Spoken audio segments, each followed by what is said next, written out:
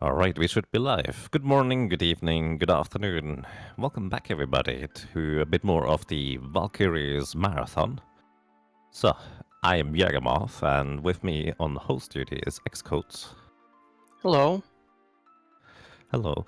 And, well, we will bring you a bit of Seeker of Mana today, with one player, two controllers, however, which is probably a bit different than most people have played it casually, but it is kind of the most common speedrun category, which unfortunately also kind of deters people a little bit from, well, trying to speedrun this game themselves. It's a little bit mean at times, but I really like it as a speedrun. So, Xcodes, question.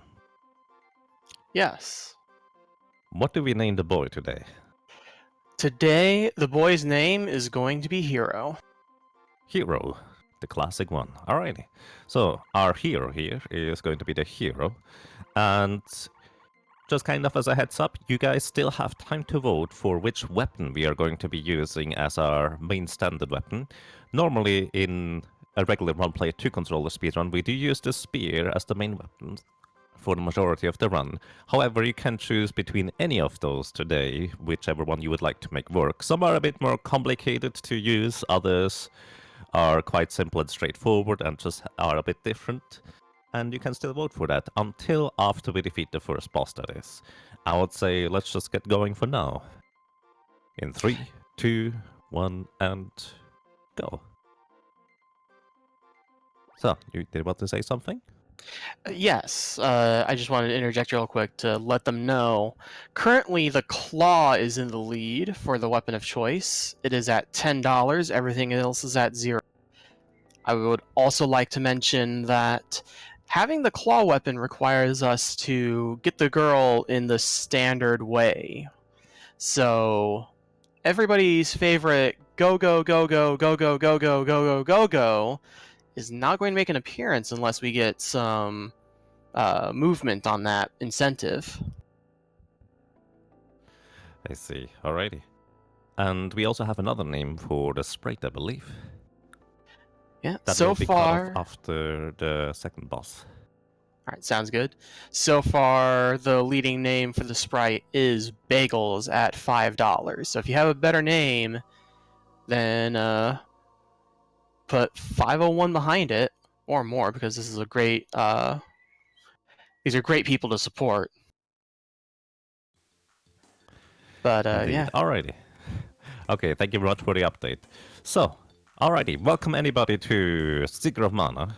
This is a Super Nintendo action RPG from like 1993 or 1994, something like that. I should actually know that, but I don't. Either way, in this game here, there are various systems, quite simple, but they are actually playing together really nicely. So for one, we have a stamina meter, which you can't see right now, but it will appear at the bottom after this first screen is done. And that means I can run when the stamina meter is full, as in just dash, but I cannot change directions during this dash. So it's actually quite important to figure out where to start dashing, in which direction, since your stamina meter drops to 0 after the dash is complete, unlike the remake, that is. So it makes it a little bit tricky to optimize the dashes. Movement in this game, if you move diagonally, you're just strictly faster than straight lines, but straight lines have very strong advantages in terms of manipulating AI partners, which you will see a bit later. Right now we only have one character, so it will be only one controller, but that will change soon enough. Also, I don't actually even remember whether I did that now, but what you can do in this game, which is completely optional and completely pointless for the most part, except for very few situations, if you hold the B and the L button or the B and the R button at the same time, you will never change facing direction, which means I can actually just walk backwards or run backwards if I want to. For the most part, there's not really much of a point to me doing that, but oh well. So, like in most RPGs, we want to kill some enemies initially, and in this game specifically, it's actually not for our actual levels, but it is in order for us to level up our weapon. So this game allows you to level up your weapons.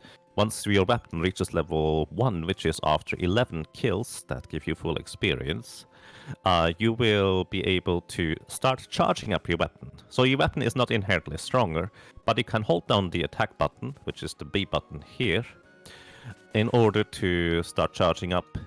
And that allows you to unleash a charge attack level 1, which deals 50% more damage at level 1. Oops.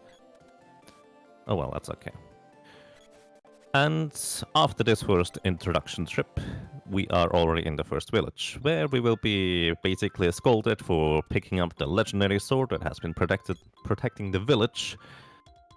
And, well, then we get assaulted by a mantis and we defeat him, and then we get thrown out of the village. That is kind of the short story. We will not be really keeping track of the story much during this run, because, well, we will skip quite a few portions of it, let's put it that way. So let me actually real quick see. There's apparently a rump on the layout. I've never seen that one. That looks nice. So yeah. By the way, I use rump with rabbite interchangeably. There is one. That looks really fancy. Fits really nice into the layout. So thank you very much for that, Scala Kitty. Alrighty, so to real quick explain what the buttons do, when, I attack, I press the B button, which is the yellow one. When I run, it is the red button, which is this one. The menu is the green button, the Y button. The menu for allies is the X button, the blue one. So you actually have a bit of an overview in case you don't necessarily know. The quickest way of disposing of Mantis Ant is actually by just standing right in front of him and slashing him repeatedly with good timing. You need relatively precise timing in order to get your swings in before he attacks you with the claws, because if you hit his claws in any capacity, he will just block the attack. It's kind of like a defensive hitbox mechanic, which is not going to be all that common for bosses, but there will be a few which do have that themselves. So I'm gonna switch this up a little bit here so I can see a bit better. Alright.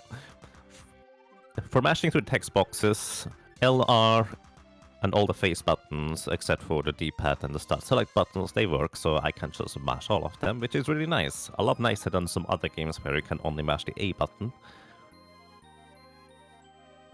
And well, so... Yes. Yeah. Right, I remember. Yes, I believe you want the weapon of choice cut off right now, yes?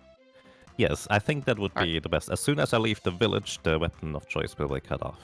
Yeah, so a quick update on that part. With a $15 donation by Drumboard, he says, "And my bow." Oh boy. Drumboarders, thank you. Oh boy. And my bow, well, I assume there's nothing else right now? Yeah, nothing else right now, so it's open for maybe 30 seconds more. Last reload going right now. Alrighty, last reload in that case. And I forgot to actually... Yeah, alright, you have a bit more time to because I've completely skipped an enemy that I should have killed and now I'm using a backup. Oh yeah, you did miss one kill. Yeah. So yeah, that is going to be the bow for the weapon of choice this game. Alrighty, that is very unusual and also going to be very tricky to use, so thank you very much for donating for that. Unfortunately, we will not get to name the lady, but that's okay too, because the name will be very spectacular in this case, since we're just going to skip getting the lady. So yeah, thank you very much for donating for the bow.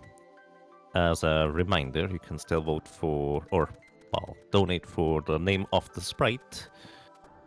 And that will be that. The sprite's name is still currently Bagels at $5. Alrighty. Sounds good to me. That cutoff is going to be coming up soon. We are going straight to where the sprite is after this cutscene, I believe. Not quite. I mean, it will still take like 5 minutes because it's after the next boss. So as soon as I fight the next boss or start the boss fight with the next guy, you can cut it off. Sounds good.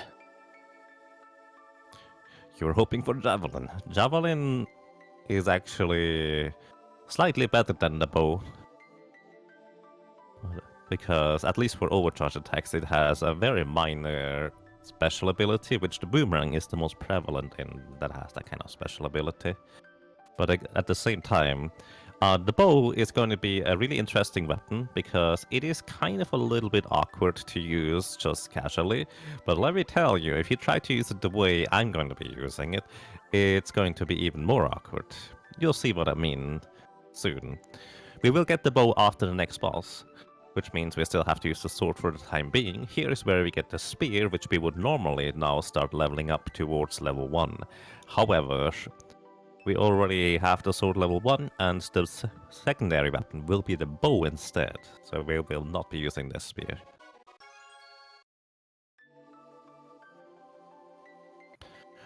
Alrighty, this is going to be really interesting.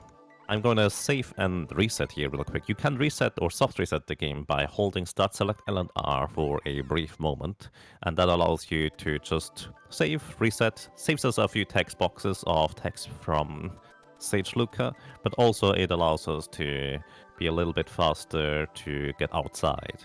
So overall a very small time save. So, next up, in Sigurd of Mana, you can switch weapon at any point you want as long as you have picked up the weapon. You will pick up all the weapons available reasonably early into the game, so it's not that big of a difference. But for a speedrun, it does make a difference of like 30 seconds to a minute, depending on which weapon you want to use as your main weapon.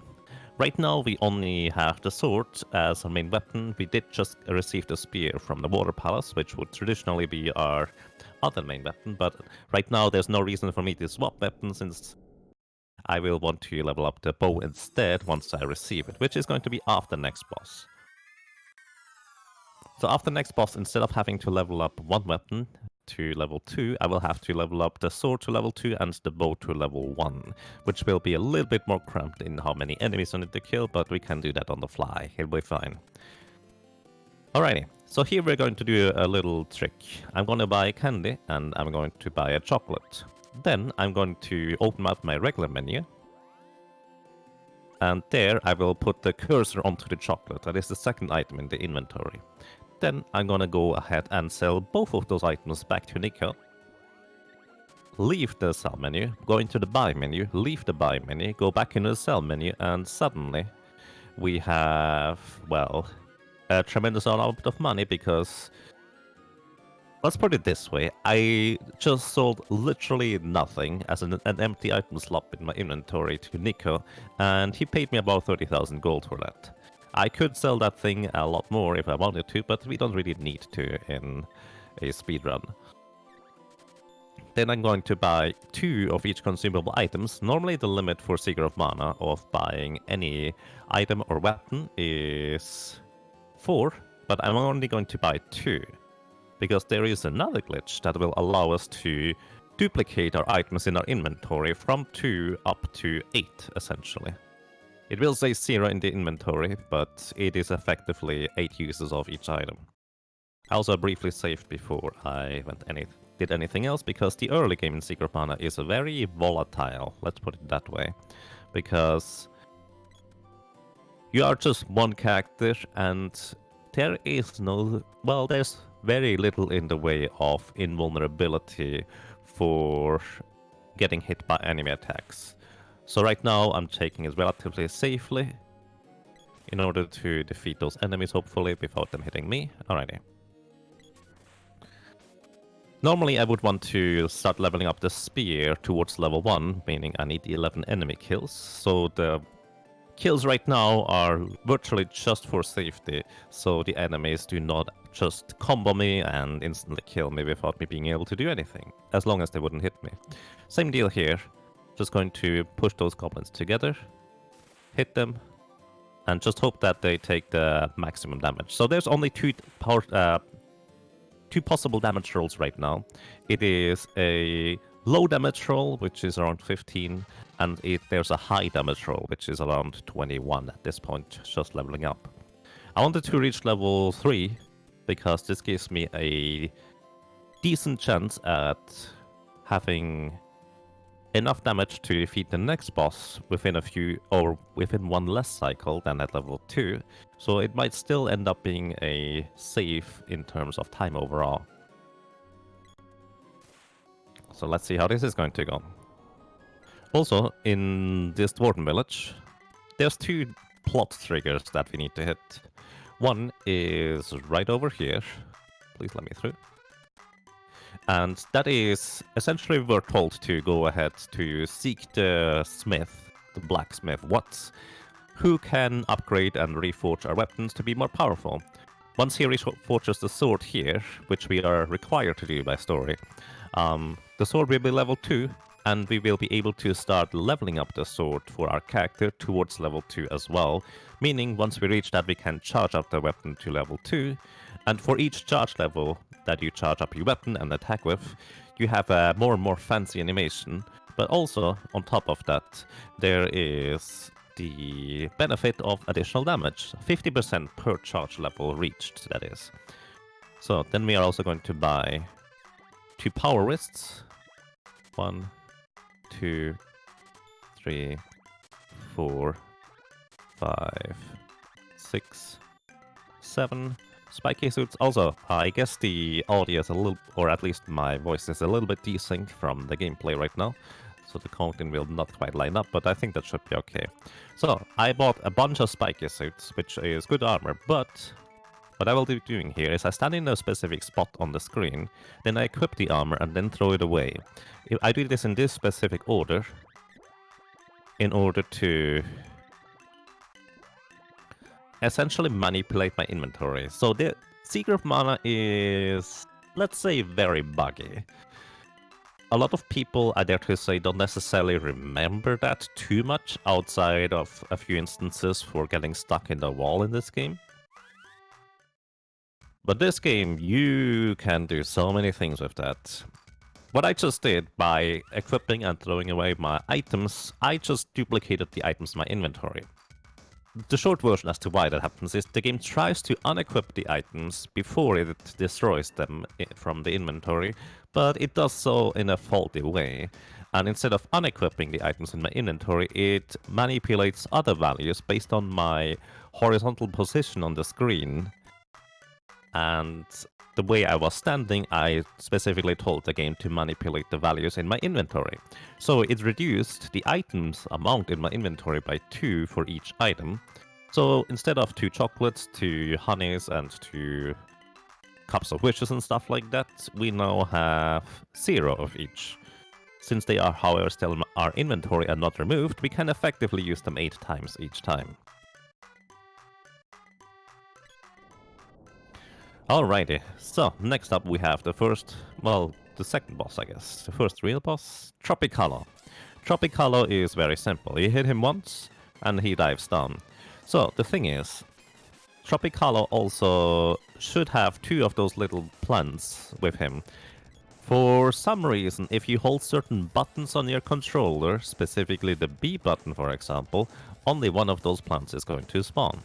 Also, you may have noticed that he just stayed up here for 2 hits rather than just 1.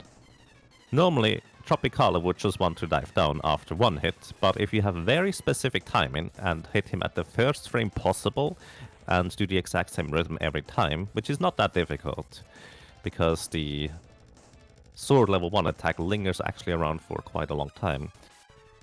If you just hit him always at the same time, Tropicalo will allow you to hit him twice each cycle, which is really nice.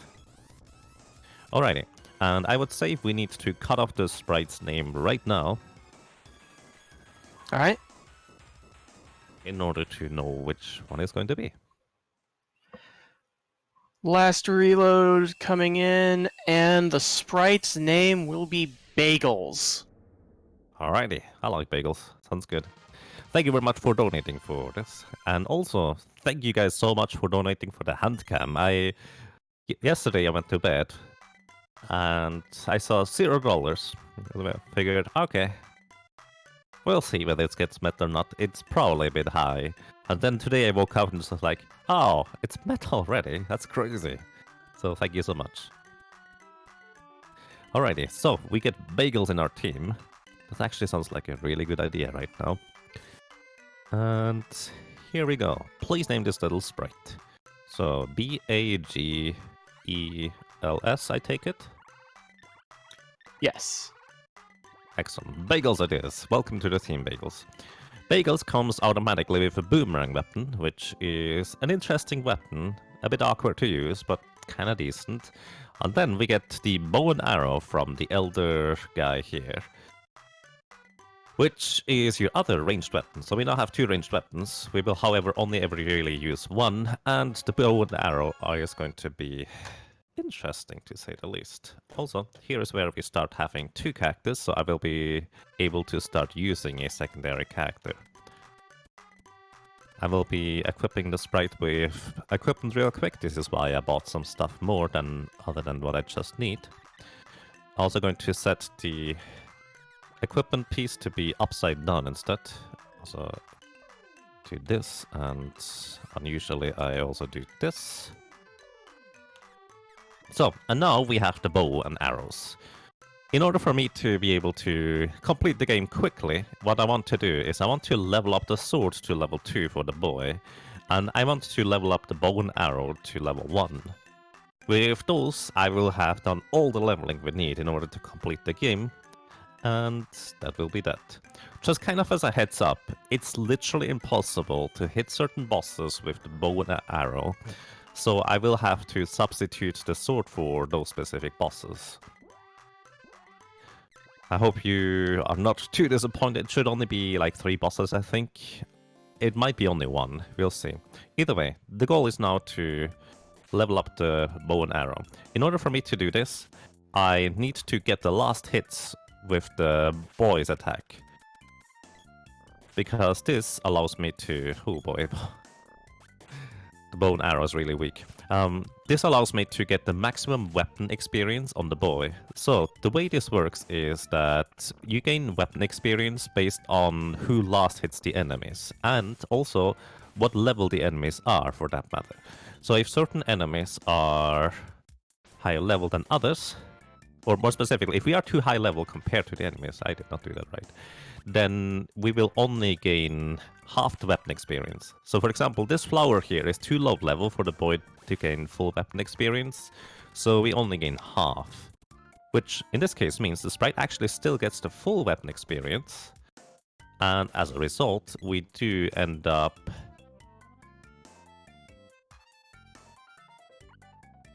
getting the same amount, like the sprite's giving half of his experience over to the boy, or the boy getting half the weapon experience himself, really doesn't make a difference.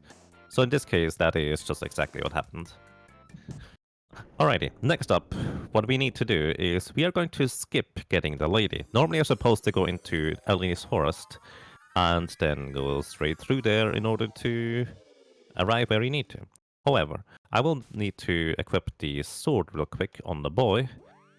And I'm also going to equip the spear on the sprite real quick, just to make this skip more consistent. Because each weapon you specifically use in order to get across here is, let's say, quite relevant. Because timing with each weapon is very different.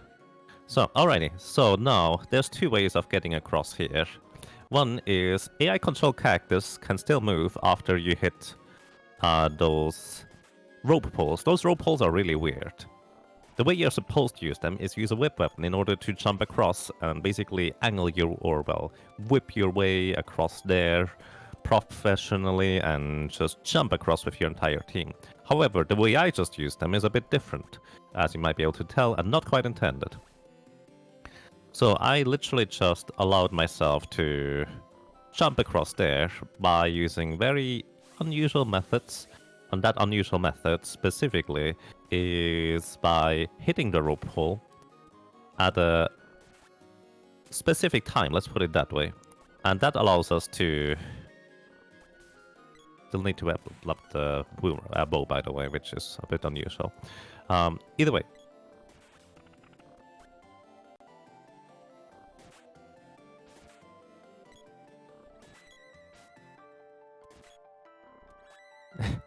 Hitting a rope pull, it has just really strange properties. That is pretty much the short version, I guess. And those strange properties we can abuse by... Oh, the sprite just got the last hit. That's unlucky.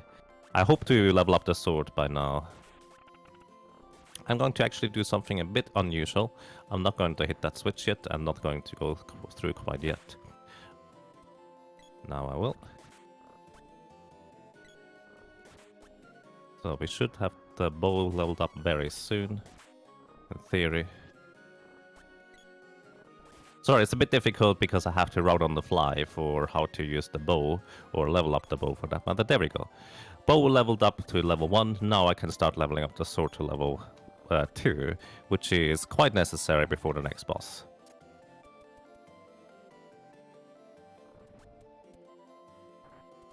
So I will have to adjust a little bit for this.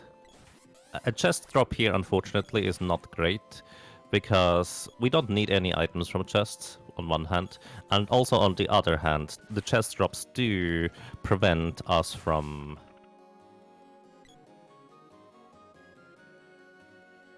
getting more enemies on the screen. There's only a limit of 3 enemies on the screen at any given point, so any chest drops will prevent an enemy from spawning. Alrighty, so... While you are finishing up your weapon grind here, may I butt in with a donation? Yes, sure, go ahead. So I have $4.44 from Scala. A bit more towards that Jevil percent. It makes a great little game even better and more chaotic.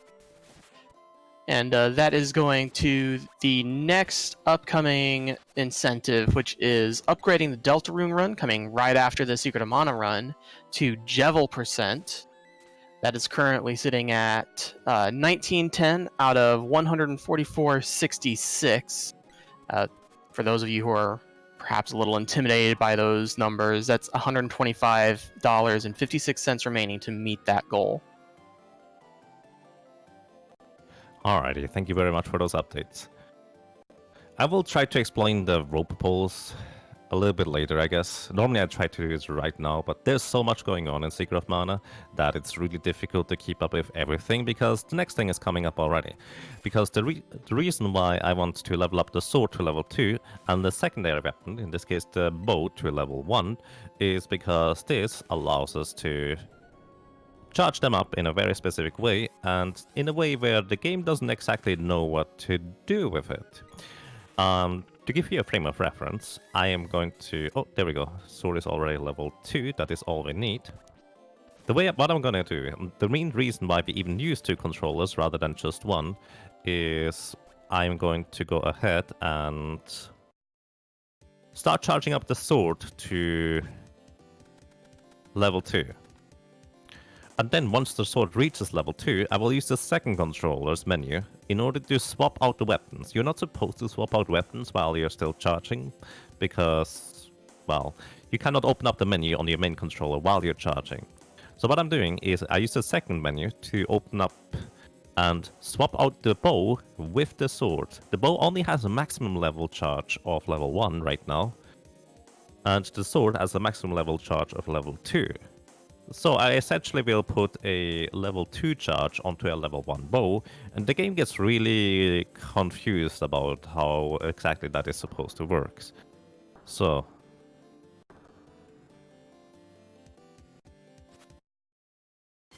level 2 sword, now we switch over to the bow for the boy. And that's Spiky Tiger. Alrighty. What just happened here is I let the game just kind of figure out what it's supposed to do with a level 2 charge on a level 1 weapon. And what ends up happening is that the game realizes, oh, your charge bar is full. I should check whether I should level up or upgrade the sword or the weapon to the next charge level. And then it compares, alright, does my weapon charge level equal the maximum weapon charge level? If so, do not charge any higher and just leave it there. But if it is not equal to the maximum charge level, just increase the charge level by 1. And then the charge bar is still full. because the game doesn't reset it since we are above our maximum weapon charge level, but because the bar is still full, the next time the game goes and checks, oh, I see, so the weapon charge bar is full. Is it equal to our maximum charge level? And so on. Basically, it increases our charge level every 2 frames by 1. 1 frame is 1/60th of a second in this game, meaning we increase our charge level in 1 second by 30. To give you a frame of reference, the maximum charge level, which takes you about 24 seconds or so to charge up normally, is 8. 8 would be 400% damage, 50% for each charge level, and I'm attacking with a charge level of about 70 or 80 or something like that. I don't actually know the exact number. But essentially, we deal maximum damage with just the level 1 weapon, and since the Spiky Tiger does not have more than 1000 HP, which is the maximum damage you can do in one swing, he is just instantly dead. And this is how we will be using the bow. So, ironically, the bow is supposed to be a ranged weapon. But if you overcharge the weapon to a level where they're not really supposed to be there at all, what the game tries to do is, per charge level, your reach weapons or ranged weapons have a little bit more range for each charge level. But because we are overcharging by way too much, what eventually happens when the game runs out of space on the screen, it will just plink the arrows right next to your character. So instead of the bow being a ranged weapon now, it is actually the shortest ranged weapon in the entire game, and it's really difficult to hit bosses with it. I imagine Drumbordis knew that, and this is why you chose the weapon. So, just switch out the weapons twice in order to achieve the same effect as before, and I think this should be fine. It were. Oh my goodness. So, it's really difficult to hit enemies with this. But thankfully there's another glitch that we can abuse to just immediately retry hitting enemies. Maybe. There's another glitch we can abuse to immediately retry and to hit enemies. I just made a mistake. Oopsie. I was supposed to use the magic rope in order to get out quicker while being in the cutscene, but I messed that up. So I'll just do it the normal way. Either way, the arrows land literally right next to you, which means the bow arrow, boomerang, and the javelin are the most difficult weapons to use in the entire game for an overcharge. The bow is especially guilty because at least the javelin and the boomerang have a weird kind of property where certain charge attacks of those weapons have a melee attack and a ranged attack. So the melee attack portion is a lot easier to hit enemies with. And also, for the boomerang and javelin with specific charge levels, you're actually capable of charging up those or attacking enemies twice in one swing, which makes them very handy. The bow unfortunately does not have any such properties in the least, so it makes it significantly more difficult to use as a result. And the unfortunate thing is, because we have a literally way too short range, there's certain bosses where you cannot get close enough in order to even hit them, such as the wall face. I don't know whether that is true for the bow, to be honest. We'll test it with the bow first. But for the boomerang and the javelin, it is literally impossible to hit the wall face and the Doom's Wall with the ranged weapons. Bow might have enough of a hitbox to reach. I don't know, we'll see. And if not, I will have to resort to using the sword. And there is one weapon in one boss in this run, the Great Viper, which literally cannot be hit by projectile weapons. Actually, that's not true, there's two. Great Viper and Vampire cannot be hit by projectile weapons. It's something to do with that their sprites and bodies and collision is on layer 2 or something like that. I think Moppleton, who is essentially a ROM hacker for Secret of Mana and did make a randomizer, by the way. I recommend you check it out. He explained it to me once, and I don't really remember the details. It's kind of strange. But essentially there will be at least 2 bosses, which I will not be able to hit with the bow at all, unfortunately. At least with Boomerang and Javelin I could use the melee portion, but nope, not in this case. So, we just received our first magics spells. And those spells, normally when you play casually, are insanely powerful. Kind of like weapons, the magic can level up. Unlike weapons, you don't have to charge up the spells in order for them to be stronger or deal more damage. Okay, this is gonna be awkward.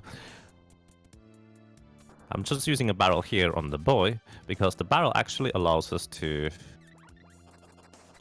Oh, the sprite is gonna die there. That's unfortunate. The barrel actually makes you that the enemies cannot see you anymore, ever, at all. It's kind of like Metal Gear Solid before Metal Gear Solid, or something like that.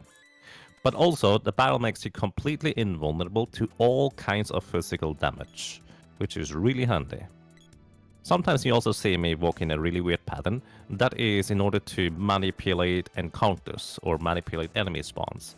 The game tries to predict where you are going to go next and tries to load enemies ahead of time, but it cannot quite do that properly if I'm walking diagonally or up left against the wall, because then the game tries to load an enemy over there where in reality I'm just walking over here. It's gonna hit me once. But that's okay. So I will want to revive the sprite because without the sprite I cannot easily, or I cannot overcharge my weapons at all, pretty much. I need at least 2 characters alive. So reviving the sprite before a screen transition, this actually cancels out a large portion of the animations. And here we go. Next boss is the Fire Gigas. Fire Gigas is actually going to be rather dangerous because he can deal a lot of damage to you. We are under-leveled. On top of that, we only have 2 characters. He uses an attack that hits normally all characters, and the damage is split between all 3 of them. But because we only have 1 character, well, the damage is split only between 2. The boy might survive an attack, the sprite will not. Uh-oh, I'm gonna die here. I saved before, so we should be okay-ish. Yeah, hold on. I saved before just in case this might happen, because this is a real possibility, unfortunately. This is why I saved. So Fire Gigas, if you do not one-shot him, he will counter and retaliate with a lot of damage. I hit him initially with the sprite, so he would not immediately fly away or do any of his spells himself, and I would always get the opportunity to hit him. Now here's the problem with the bow as well. The bow actually is too weak in order to one-shot him reliably at a lower charge level. I use a charge level that I normally use with the spear as well, and the spear will one-shot him. However, the bow has a lower base damage, which means I need to charge up like 10 levels more in order to deal the same damage as I do with the spear, which is a bit of a problem, because I don't have that much time in order to charge it up that long.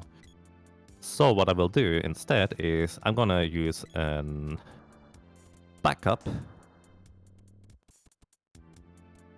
And that backup will be quite simple. Hit these guys so they don't hit me. Oh, they hit me anyways. Good job. So the backup will be quite simple. I will be, instead of hitting him initially, I will just hope that he doesn't do anything. So the main reason why he actually killed the boy, despite him initially having enough HP, is because the boy actually got hit by a melee attack from the boss. Melee attack only happens after you hit him once, and you are standing in front of him. The sprite, of course, stands in front of him, and the boy was really close because he needed to hit with the bow and arrow. So I hope that he will just kind of cooperate and not do anything for the first, like, 20 seconds or so. Which is possible. If he flies away, I'm okay with that too, because I know the timings on when and how to hit him. Let's see. Oh, he's really nice right now, actually. Unfortunately, that did not exactly help me in any capacity. So I can save 1 character from the damage. And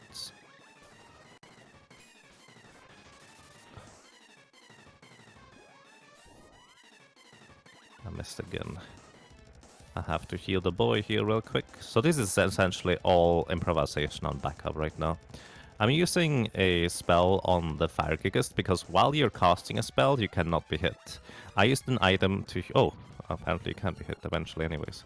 I used an item on the boy in order to heal him, so he would survive the damage. So this is really unfortunate in how this turned out to be, but that's kind of the perils of using a non-standard weapon. I need to heal the boy again, otherwise he will not survive the next attack. And I will use another spell with the sprite, just so he does not get killed himself. And I need to use another spell right away, actually, because the sprite will not get an attack in beforehand. Alrighty, we defeated him. So I managed to get an attack while the frost attack from the sprite's magic was still going on, which is a reasonably small time window, and he was still taking damage from it. Either way, it worked out.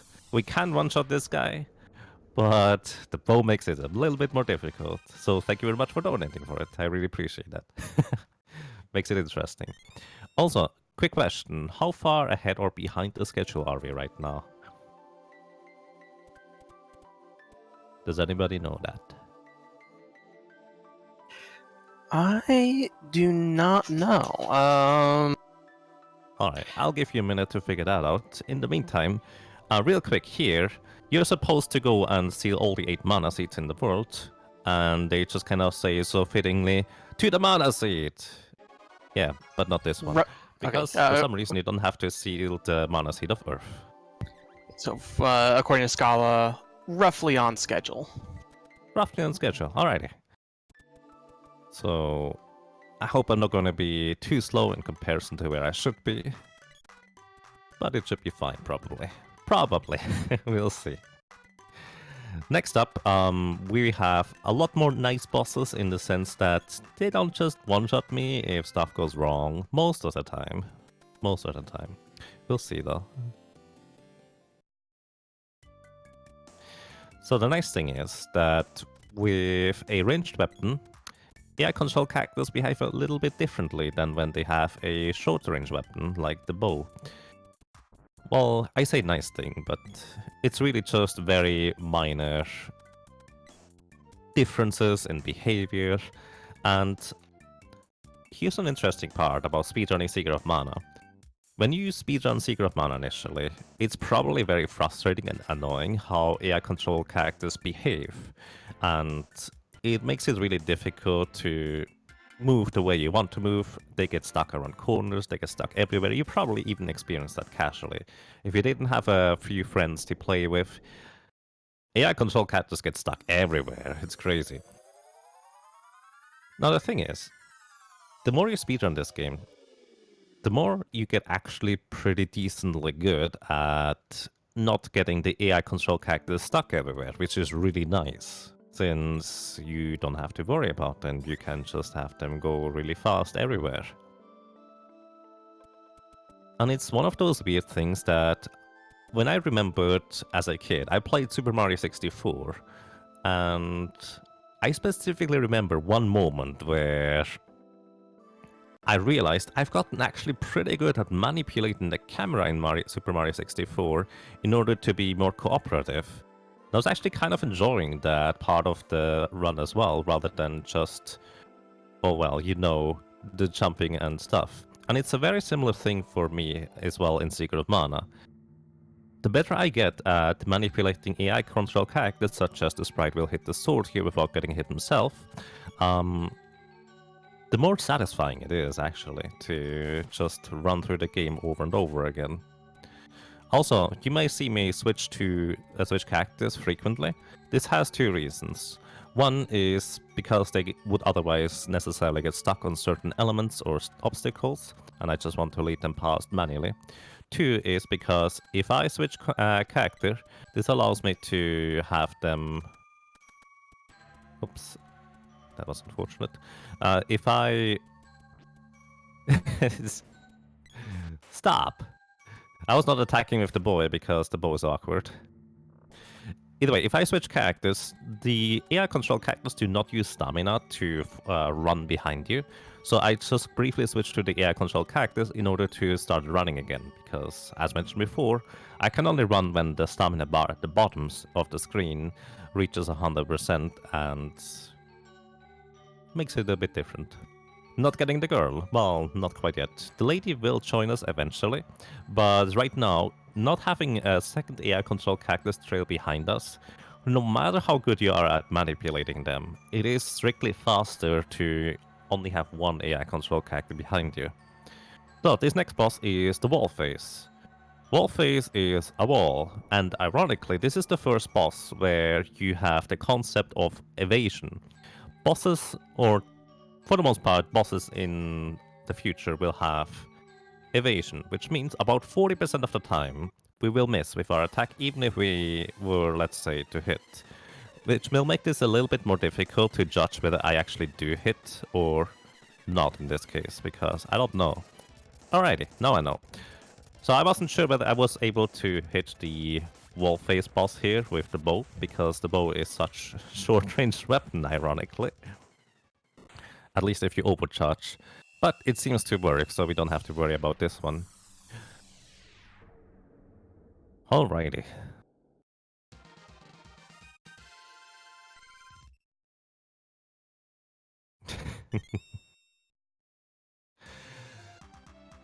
So, a little bit of a strange quirk is when you complete a boss fight and the menu or the event associated with letting you go to the next area or opening up the door, opening up the passage, teleporting you to another room, initiating the cutscene and the cutscene itself, those will actually be associated with your character that had the menu open last. In this case, it's going to be pretty much always the secondary controller, because I'm opening and closing the menu with the secondary controller. Oh yeah, I forgot to mention something. The buffer. Oh well, I'll get to that a little bit later. So, the main reason why we actually don't run the Japanese version is because, not because it's slower, as a matter of fact, I'm pretty sure it's faster at this point. But it's also a lot more annoying because there is a very infamous bug in the Japanese version of Secret of Mana, or Seiken Setsu 2 as it is called, and that is that if you do not pay attention, you can softlock on literally every single boss. So the way that happens is when you have the game try to give the event that opens the passage or teleports you to the next room, etc. To if the game tries to do that for an AI control character. Let's say the sprite was the character who opened the menu last in the last boss fight, so the sprite would get the teleportation or passage opening for the next room. Now the thing is, in the Japanese version, the game will just always associate that event to the sprite, even if the sprite is no longer an AI control, is no longer a player control character. So if you switch character, or if you press the start button to unselect the character, you will have nobody get that event, and AI control characters cannot activate events. So you will soft lock after every boss if you do that. So that can happen really, really easily and really quickly without you noticing. Plus, after boss fights, I often like to switch around characters and controllers just so I'm prepared for the next area already, saving me a little bit of time at a time. So yeah, there's that. That softlock can happen in the English version as well, but it's a lot more specific. It's probably frame perfect, and I've only done it once ever in all my speedrunning time. So, this is Kilroy, and kind of like... That's nice. Kind of like the wall face, he has about a 40% chance to dodge my attacks. Also, unfortunately, he has just enough defense that if a low damage roll hits him, or just enough HP, that if I hit him with a low damage roll, which can still happen despite overcharging, it will not kill him with one shot. In this case, I got lucky to hit him twice in a row, even though the first one was not a one-shot. We are okay with this. Also, you might have just noticed there was no whiteout. I actually just stepped onto the door tiles in order to skip the event that was associated with the whiteout, and this saves me actually a few seconds of time when I can get that. It's frame perfect, so you won't get it every time, but just basically stepping on a door event tile at the very frame that the game tries to do the whiteout gives you, or saves you a little bit of time. Weirdly enough, the Great Viper, the whiteout never happens. Probably kind of how it's programmed, I don't really know. But oh well. Gilroy, your stupid favorite robots. Yes, Chasquanxi, by the way, makes really nice art of stuff like the Kilroy. And if you have a link to your Kilroy picture, I love how if you look at Kilroy as a boss and enemy, the more you look at him, the more ridiculous he looks. Because he has like hammers that are just those poof hammers that make those weird sounds and noises. It's really cute, actually. Oh, that reminds me. I want to save before the next boss. So this next boss here has a very low chance to pretty much instantly kill me. It's a very low chance. It doesn't usually happen, but it can. So, a lot like Fire Gigas, Jabberwocky uses area of effect attacks like Acid Rain that hit all your characters, and because we only have 2 characters plus we are under-leveled, this means that if he hits us with the Acid Rain, he will pretty much kill us. So for some reason, Jabberwocky has an insane amount of magic power, so his spells hurt like crazy. His healing spell heals for like more than half his health. It's pretty ridiculous, actually. Either way, he does very rarely actually cast any spells at all, so it's not usually much of a worry. But sometimes he decides to just instantly kill you. There is a little backup that I can do in order to avoid that from happening, or prevent that from happening, and that little backup is I can open up the menu in between the spell animation finishing and before it does damage. It's a tiny frame window, and I managed to hit it earlier on the Fire Gigas, in case you noticed. But it's not reliable because Acid Rain is significantly faster than the other spells. Also, one other thing I haven't mentioned yet.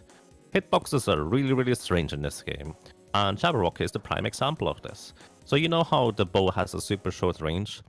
It doesn't really matter on this guy too much because his hitbox is actually pretty much below his body. It's really weird. So right there, you saw, oh, you missed, it didn't reach him. Trust me, this can reach him. Even though he does not cooperate entirely. Right, there we go.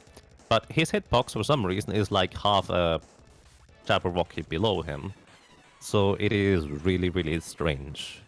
He's kind of the only boss where the hitbox is actually that far out of whack. And you often hear people say, oh, this game has horrible hitboxes. The hitboxes are actually fine for the most part. Not all of them, for the most part. But the rules on how your hitboxes work are kinda strange at times. Plus, once again, bosses have about a 40% chance to straight up evade the attack even though you clearly hit them. Which the game has no means of communicating with you. There's no miss, it's just nothing happens. So you feel like you are whiffing your attack even though you shouldn't. Restore me, thank you very much. Alright, we are going to save. Saving I will probably want to do on pretty much every opportunity. Sounds like a good idea in the marathon run, considering that we already died to Fire Gigas once.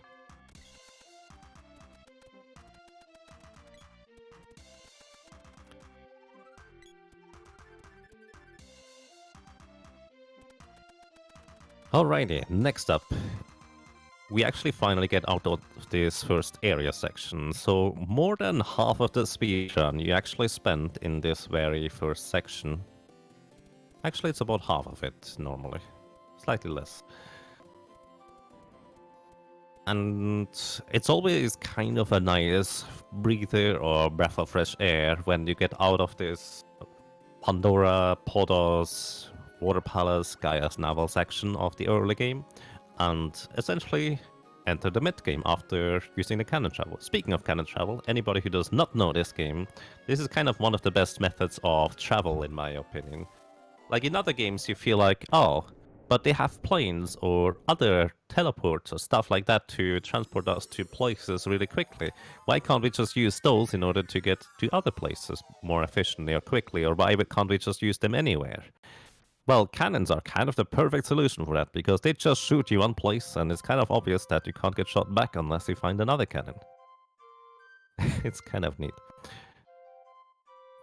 Alrighty, so in this section, it's actually going to be really difficult to deal with the mini-bosses coming up. There is going to be 3 pebblers. Those are essentially not Sonics, hedgehogs. And those pebblers are going to be rather difficult to deal with, because they have probably the most complex AI script of any regular enemy at all. And they are really difficult to hit, on top of them doing so many weird maneuvers and tricks and stuff like that. Because they also, like bosses, have a evasion rating, which means 40% of the time, even though I clearly hit them, they will not take any damage. So far, I've gotten lucky that both hits that I could hit did in fact hit. This is going to miss because he already is burrowing. Alrighty, we actually got pretty decently lucky here. Healing up the sprite is not gonna help me really, because the next boss also, if we take any damage really, we are gonna be dead. That's not entirely true. I could make a misstep, so I probably should heal the sprite before I go anywhere, just real quick. Also want to unselect the sprite before we go into the next screen, makes this screen a bit easier to deal with. Alrighty, next boss is going to be Springbeak, and if you have ever done any one-player 2-controller runs, and you don't really understand how Springbeak works, he can be quite frustrating. On top of the 40% chance to evasion, Springbeak also has a shield, where if you hit his shield with a melee weapon specifically, you will not deal any damage. And that makes it really awkward to hit him, because his shield is gigantic, because that is his beak. If you hit the Springbeak's beak, your attack will just kind of make a bling sound and not deal any damage. Interestingly enough, with the bow we have an advantage that it is not being a problem. On one hand, because it's such a short range. Also on the other hand, because projectiles actually for the most part ignore the shield, which is convenient. Oh, this is bad. Hopefully a hit. If not, I need to back up the sprite, because he's not going to survive an attack here. It didn't hit. Huh, the boy survived. So I needed to cast a spell with the sprite, because once again, you are invulnerable while casting spells. I probably should heal the boy. Or we could just kill him instead. I did not reach him. I'm pretty sure that was too short range. This could be bad. I can see though. Right, it is bad. So I need to heal the boy real quick. I'm not gonna be able to hit this guy. 5 chocolates left. The sprite would once again die, so I need to cast a spell in order to not die. So I'm pretty sure this was a miss though. Let's see again. Silence is fine. Silence will prevent the sprite from casting a spell, which is not the greatest, but at the same time it's not bad either. There we go. The main thing what silence actually does is it reverses your controls, which means up is down, down is up, left is right, and right is left. Which, by the way, in the settings you can set that already yourself if you want to. Which I did on the second controller, which is why it's upside down.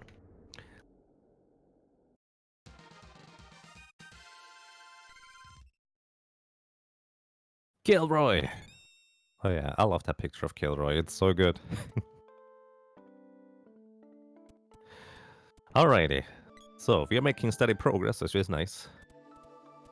I need to actually pay attention to my supply count in case I need to restock. Excuse me.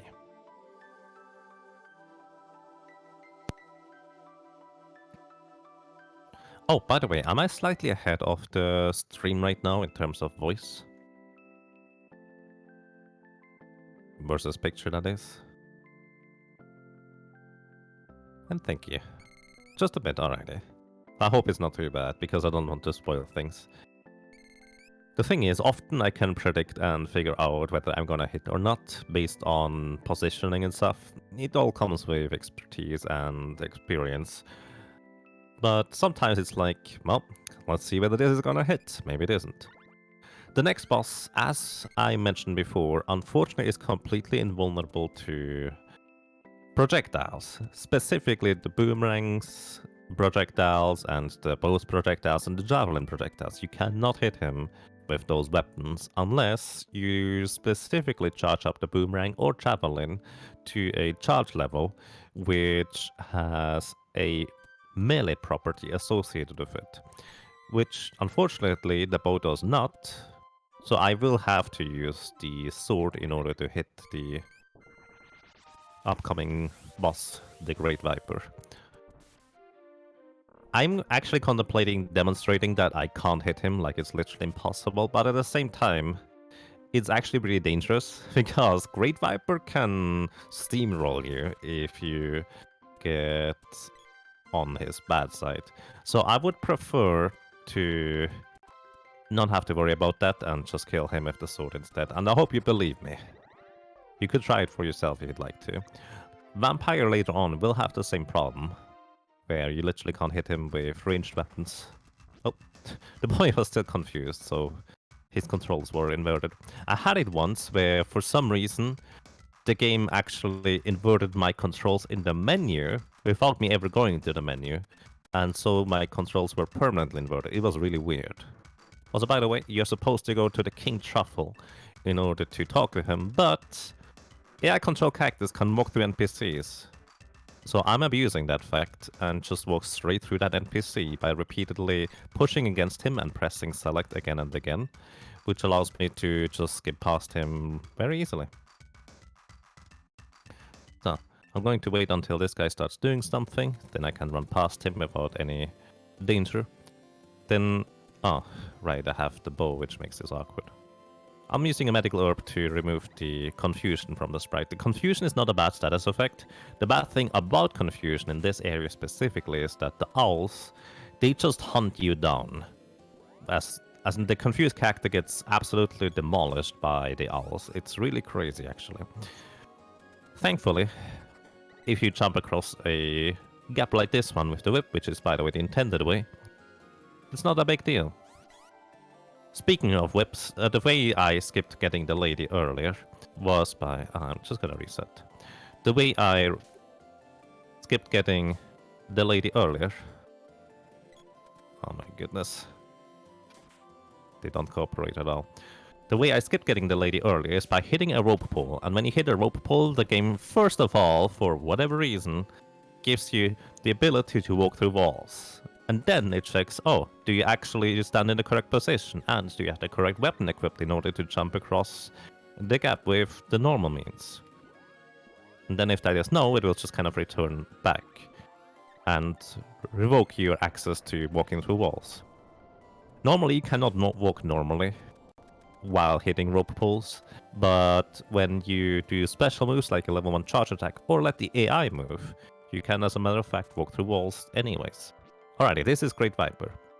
He's notable for another reason aside from not being able to get hit by a bow weapon at all, and that is, he's the first boss who has over 1000 HP, so no matter what, I will have to hit him with 2 attacks at least. There's one, because the max damage we can deal is 999. And 2, he is the last boss who does not have evasion. Which means as long as I hit his head, he would get hit by the attack.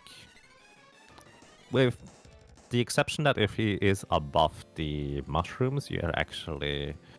He's technically on high ground, but either way, that's how it works, I guess. Also, one thing I have yet to explain is I open up the menu on the second controller before I unleash my overcharged attacks. That has 2 reasons. For one, it allows me to check which charge attacks I'm gonna get, which actually doesn't matter with the bow because all of them are the same pretty much. But for 2, it allows me to also buffer the charge attacks in a weird way where I essentially unleash the charge attacks while still holding it simultaneously. The game is really confused by me doing this, and this allows me to essentially just restart charging from the charge attack that I had last left, making it really weird for the game because the game still thinks you are holding a charge level of like 80 or something like that, while you just unleash a level 80 charge attack, which allows me to instantly do another charge attack of the same level. It's really convenient because it makes it really, really fast to just try again, or for bosses where you have to hit multiple times to hit those bosses multiple times as well. So switching back to the bow for the boy. Also, another thing I haven't quite explained yet. I did say that in order to overcharge your weapon, you want to essentially put a level 2 charge attack onto a level 1 bow. However, there's a second part to that, and that is the game essentially being a bit weird when it comes to switching weapons. So, essentially, when you charge up a bow to level 1 on the boy, that is the maximum. And then we switch over to the sword, which has a maximum of 2. The game still has the full charge bar at the bottom, it never removed that, but it is also fully charged at level 1, which means it instantly decides to snap to level 2 without me having to wait until the second charge bar of level 2 sword has charged right now, making it a bit faster to charge up if I charge up the bow, switch twice, rather than switch to the sword, charge up to level 2, and then switch back to the bow.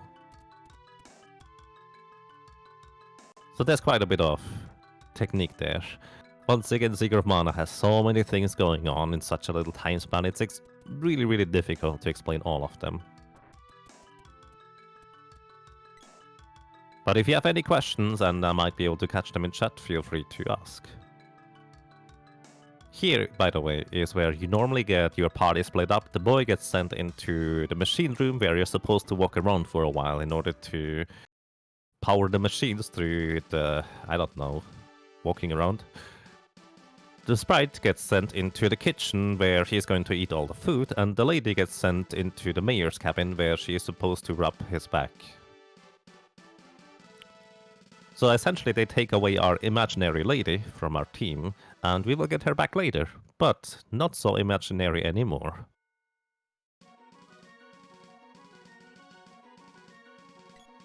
Sounds like the walk through walls is how the sprite crosses the gap if there's an invisible wall blocking the gap. Yeah, pretty much. So basically there's actually no gaps in this game as much as just walls, really. Like, any gap you see is literally just a wall. That is how you walk through walls indeed with those rope balls. Also, I'm pretty slow at reading chat, so I apologize if I miss anything.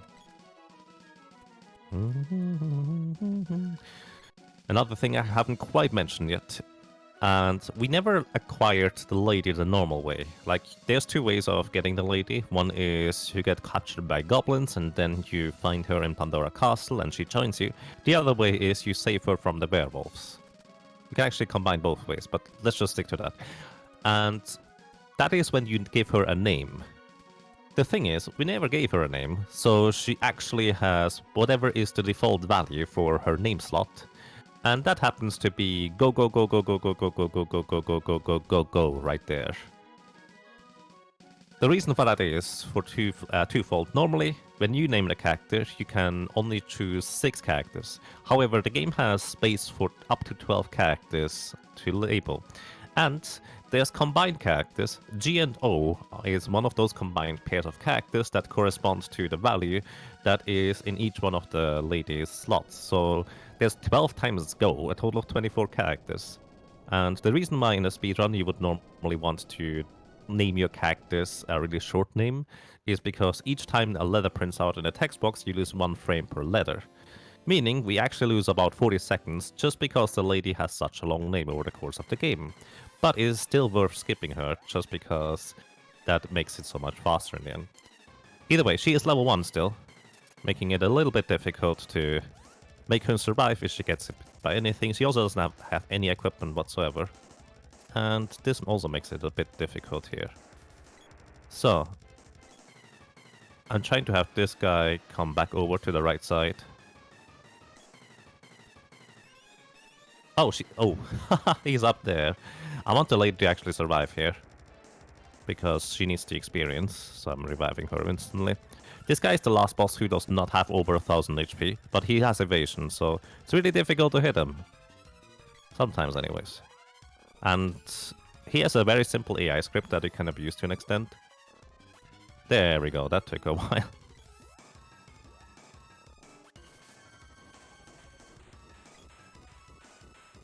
But he, as soon as he essentially gets onto your vertical position, he'll start dashing across the screen, which is why I try to avoid that for as long as possible. That's why I kept moving up and up and up. The lady instantly gains like, I don't know, 10 levels, which means she has about a 60 HP more than before. 59 to be exact. And also, this is where we finally get a little bit of an armor upgrade. So you saw we took some tremendous amount of damage from pretty much all sources. This is not really going to change, but we are not going to instantly die as soon as the enemies hit us twice now, thanks to being able to buy those weapons here. Silver bands, golden vests, and some hats. I'm actually going to buy a few more hats than usual, just in case I need to restock items. The way I restock items is by equipment trashing, kind of like I did earlier, and I can essentially restock items from 2 back up to 8. But that is only if I notice that I should do that. So equipping everybody with the appropriate equipment, so they have significantly more defense. The lady doesn't start with any defensive equipment. Then we also give everybody an ice saber, which allows us to frost enemies. So, fun fact, in case you were wondering, why don't you use a frost weapon against fire gigas, for example? For 2 reasons. For one, we deal the max damage anyways, well, at least if you're not using the bow. And for 2, frost weapons actually do not deal frost damage. The only thing an elemental weapon does, or a frost enchant, or a weapon enchant does, is it adds a special effect and a little bit of damage on top of that. It does not actually add the element at all, which is strange. But what we do here is I'm just going to hit those guys in order to have a really easy time just walking past them, or at least that's the idea. But they still do not always cooperate. Those wolves are ridiculous to try and speedrun past because they have a really quick attack, their attack hitbox is enormously large, and they are very aggressive in their AI. I'm really tough to deal with, as you can see. They just hit my entire team with one attack, almost every time when they get to attack. So I try to manipulate those spawns. That wolf on the right side that just hit me was not supposed to spawn, but I try to manipulate them as good as I can. Sometimes it works, sometimes it doesn't. It really depends on what the previous enemies are doing, because they do have certain randomness associated to them as well. So, and here, by the way, is pretty much the only time where moonwalking, or walking backwards for that matter, is actually somewhat useful, because it allows me to stand next to those bushes while the pumpkin bomb does not hit me. Normally I would also want to try and kill off the lady, so she does get less maximum experience. But that is unfortunately rather dangerous right now, so I will just take like a 4-second time loss later instead. You'll see what I mean. I'm trying to hit this guy. He has evasion as usual, so every time I'm opening up the menu, I have the chance to kill him. Pretty much. He is really not cooperative. Actually, I might not be able to hit him from here. There we go.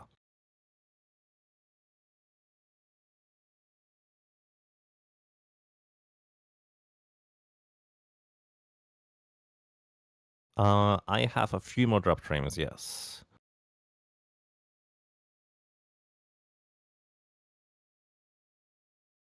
Alright, can they still hear me? Okay, fair enough. So, since I've spoken with an invisible friend just now, I'm going to wait a little bit until hopefully you guys can see me again. You guys can hear me. Yeah, I was informed that is the case. Indeed. So I'm just gonna take a small break and walk around the bushes. It's actually really awkward here because I need an NPC or an AI, well, NPC to talk to. So I need to make sure that she doesn't run away. There is a density of stuff going on in this run, so if you don't mind, I would like to take advantage of the short break to tell people what all is going on today. Sure, go ahead. This is RPGs We Love Too. Hopefully, second installment in an annual speedrunning marathon hosted by the RPG Valkyries. This is to raise friends to help our friends, the Valkyries, get to RPG Limit Break. This year in particular, we have a couple of Valkyries going to RPG Limit Break and participating in a really nice race. Dragon Warrior Randomizer. And yeah, in addition to the donations, we also have incentives that you guys can donate to. In particular, coming up is Deltarune right after this. That is an any percent run, but you guys can make it a Jevil percent run with just another $125.56 remaining on that incentive. I hear it is great fun to watch Jevil percent runs, so please get in on that. All right.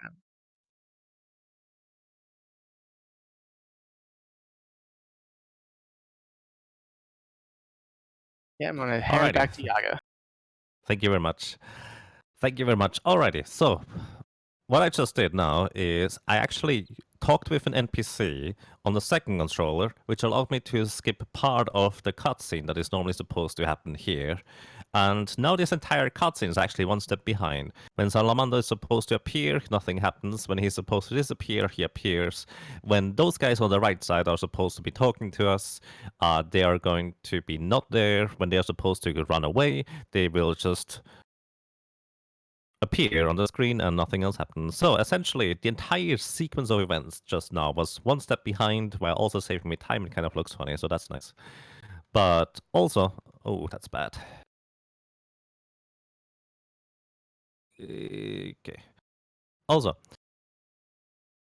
the sequence of event getting messed up is actually a really nice indication for what is going to happen in just a moment here in the Fire Palace.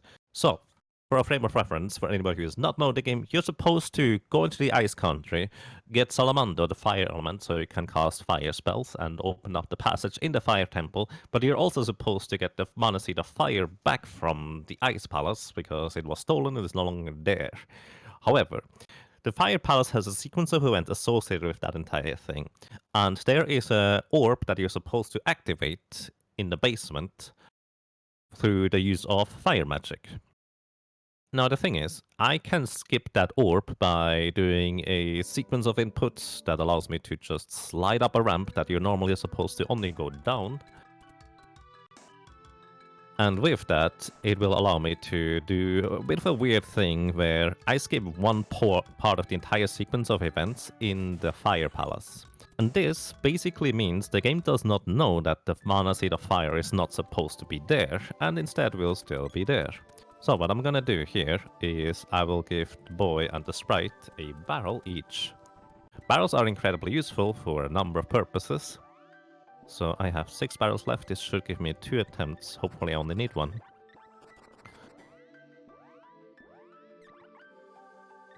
Heal with the lady, heal everybody with the lady, and then give her a barrel too. Switch back to the lady, and then we go. Alrighty, so what I just did now is essentially, if you heal a character who has a barrel, the game doesn't really know what to do with a character that gets healed with a barrel. Normally an animation happens, but the barrel does not have an animation associated with getting healed. So it just kind of slides you along the way you are moving without ever stopping. And that includes the ramps, where the ramp will now never actually stop you from going anywhere.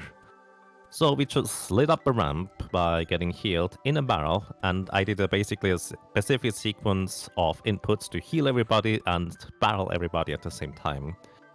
And that ended up working out quite fine.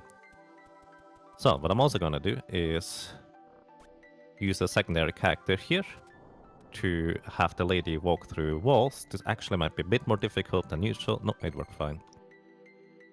Also, here, what I'm gonna do is I will be using the sprite's ability to cast Frost on this orb here twice.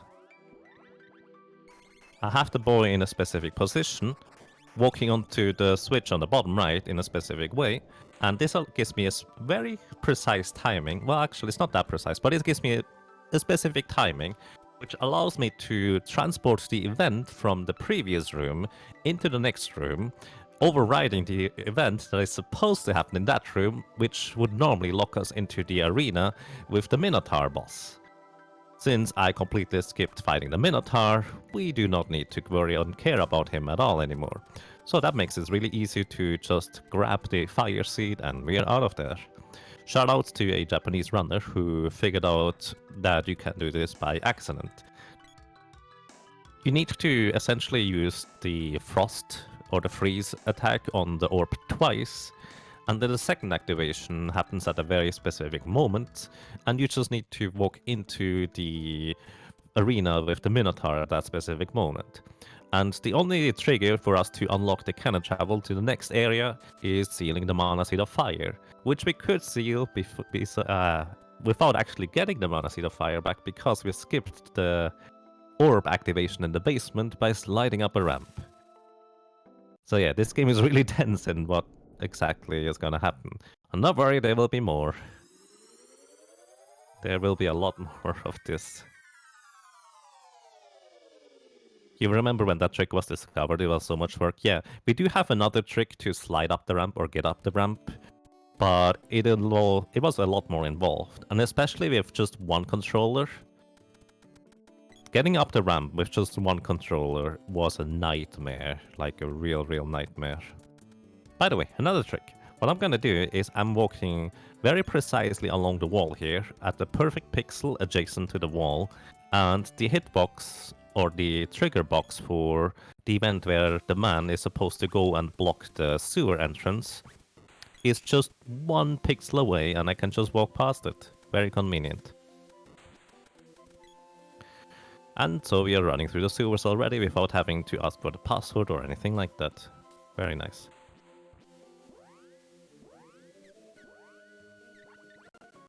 So, here is what I'm doing a little bit of a safety strategy. I just balloon all enemies. So those slimes, if they hit you with anything at all, they will freeze you and turn you into a snowman rather than the other way around, which makes it rather awkward to deal with them, unfortunately. So you really don't want to get hit by those blue slimes ever, preferably, if you can arrange that somehow. Unfortunately, they tend to get rather aggressive really frequently, for no apparent reason. It's just completely random in this case. So I usually would want to remove that snowman status by using a medical herb. But since two characters got frozen immediately and they could have gotten refrozen immediately again, I figured it was more pragmatic to just let them thaw on their own.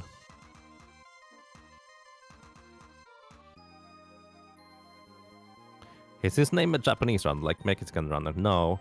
Unfortunately, I don't know the Japanese guy's name, because I don't really know who discovered it. It might have actually been the one that I raced against in the recent RTA in Japan speedrun marathon that I've been to.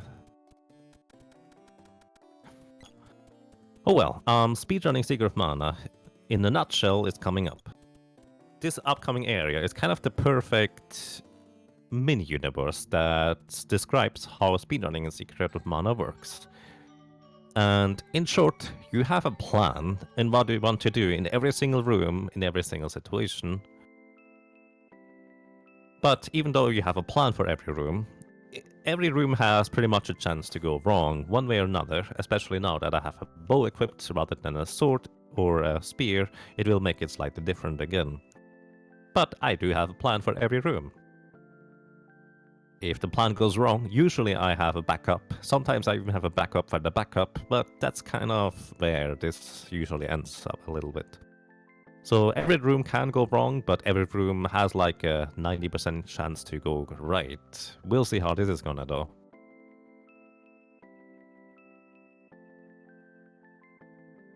Roasted, frosted.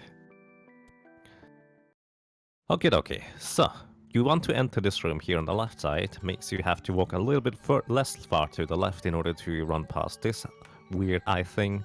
Then you delay a little bit before running straight up, which gives you a straight line up there. In this room here, you do not want to run more than just literally one step, otherwise you will get hit with your AI characters.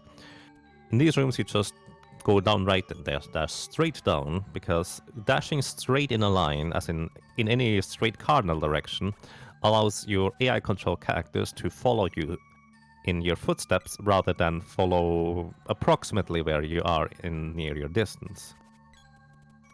This room here is going to be interesting. Yeah, I figured that would happen. So I had a bow equipped. Unfortunately, you need to hit that zombie there before he hits you.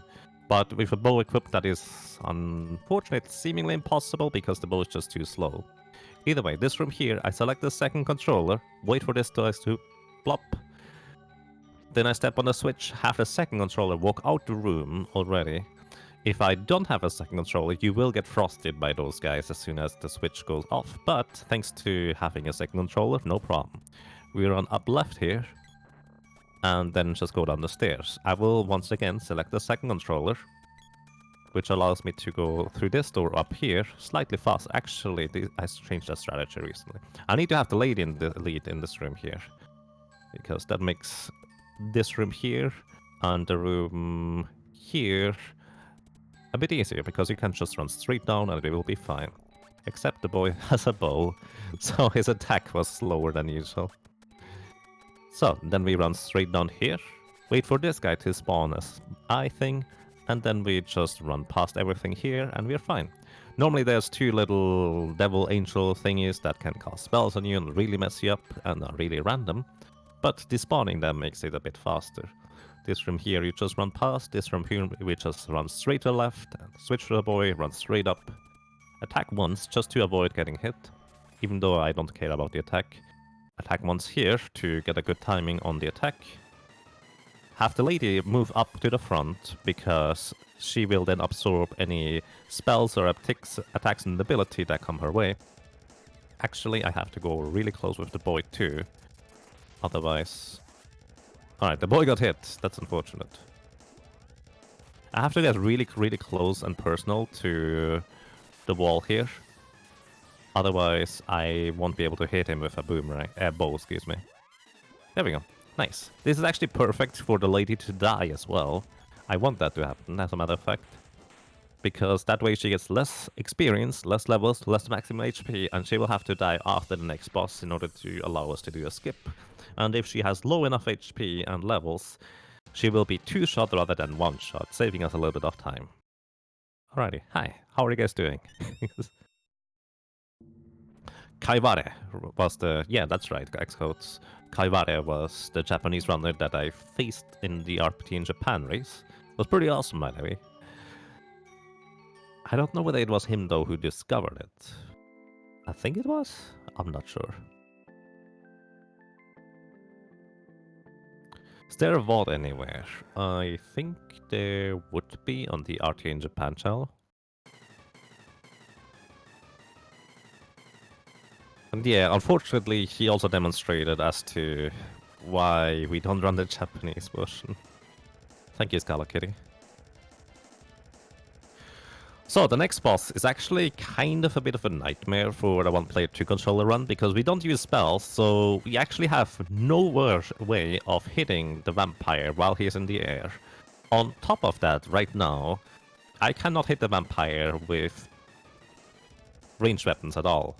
Like, it literally just doesn't work. So unfortunately, I will have to switch over to the sword. I hope you believe me when I say that, but you can test it yourself. Boomerang, bow, and javelin, the projectile portion of their weapons will never hit the vampire.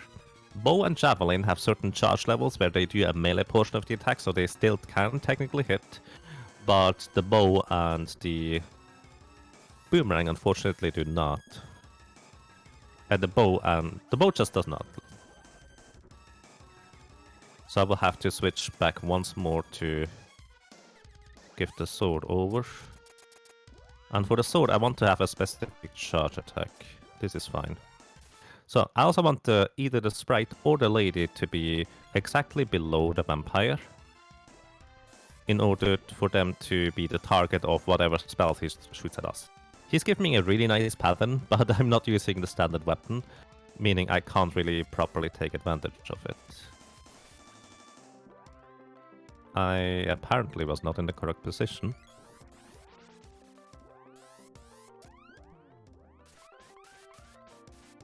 We should be okay with this. So, also worth noting, I just used Analyzer on the latest attack, on the latest spellbook. Not because I need to know what this guy does, but mainly because Analyzer allows me to lock him into place. Because the animation of Analyzer will make him not do anything for a while. I'm just gonna cast Analyzer again. This is kind of what I wanted him to do earlier. I wanted him to start eating the lady. That way he would not actually do his high jump, but I must have mispositioned her just slightly, and he decided to do a high jump anyways. So there's a lot of manipulation you can do against a vampire boss, but he needs to be jumping around in order for you to be able to do anything. If he just stays in the air and casts spells, he can do that for minutes. I think the worst I've had is I've had him fly around for 5 minutes without ever landing in between. It's kind of unlikely for him to go for that long, but if you're trying to do a record attempt, you kind of want him to jump immediately. I'd never let him go after that. Right. If I can butt in here with a real quick donation, we've Sure, got $20. Uh-oh, my tab crashed. $20 from Toku here. That is going towards $5 each for names for our Final Fantasy 1 run coming up later in the marathon. That is the GBA version of Final Fantasy 1 for those curious. And those names are $5 each: Boko, Mog, Tonberry, and Dan. Alright, go ahead. Hand it back to you. Alrighty, thank you very much. And also, thank you guys very much for the donations. It's really appreciated. Bonk.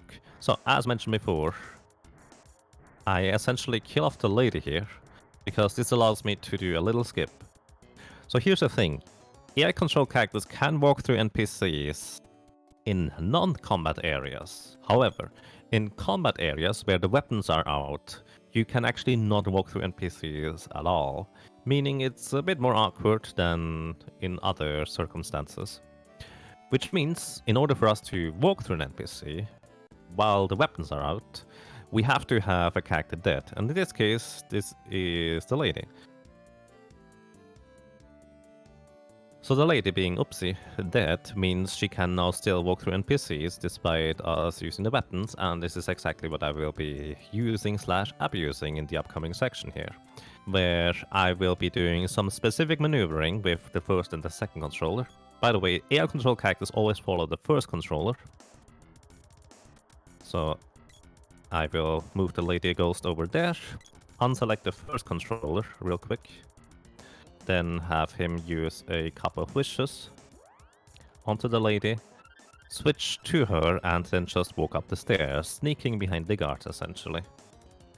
So this skips an entire boss fight, the Metal Mantis, which isn't too bad in terms of a boss fight, but he's just kinda slow, so we don't want to fight him. So anything that saves you time is of course kind of what you would like to have. So then we get up to the next boss already. Worth noting, there's a weird little... what's the word? Quirk in the script, where for some reason you actually gain weapon experience for watching this cutscene here. I don't really know how or why, but a little fun fact, the Secret of Mana remake for Steam and console and stuff like that actually has the same quirk. It gives you weapon experience here. It's really strange, I don't know why, that is a thing in the first place, but for me personally, that is pretty much proof that they literally copied the scripts from the Secret of Mana for the Super Nintendo into the remake. So yeah, there's that. So I tried to hit this guy, I don't know whether I need to... Okay, sideways works. This guy is really strange, because as long as you are at the very bottom of the arena, he will never do anything aside from counterattacking, and his counterattack script is as follows. First, I need to have a buff, so as long as I don't have a buff, I cast speed up on myself. And then I will attack as long as I have a buff. But since he dies in 2 hits, no matter what, if we overcharge, he never gets to do anything. As long as we are at the very bottom of the arena, he just only paces back and forth, because he tries to get on his vertical position to run us over with his machine. But he cannot get low enough because his hitbox is larger. Or collision box, I guess.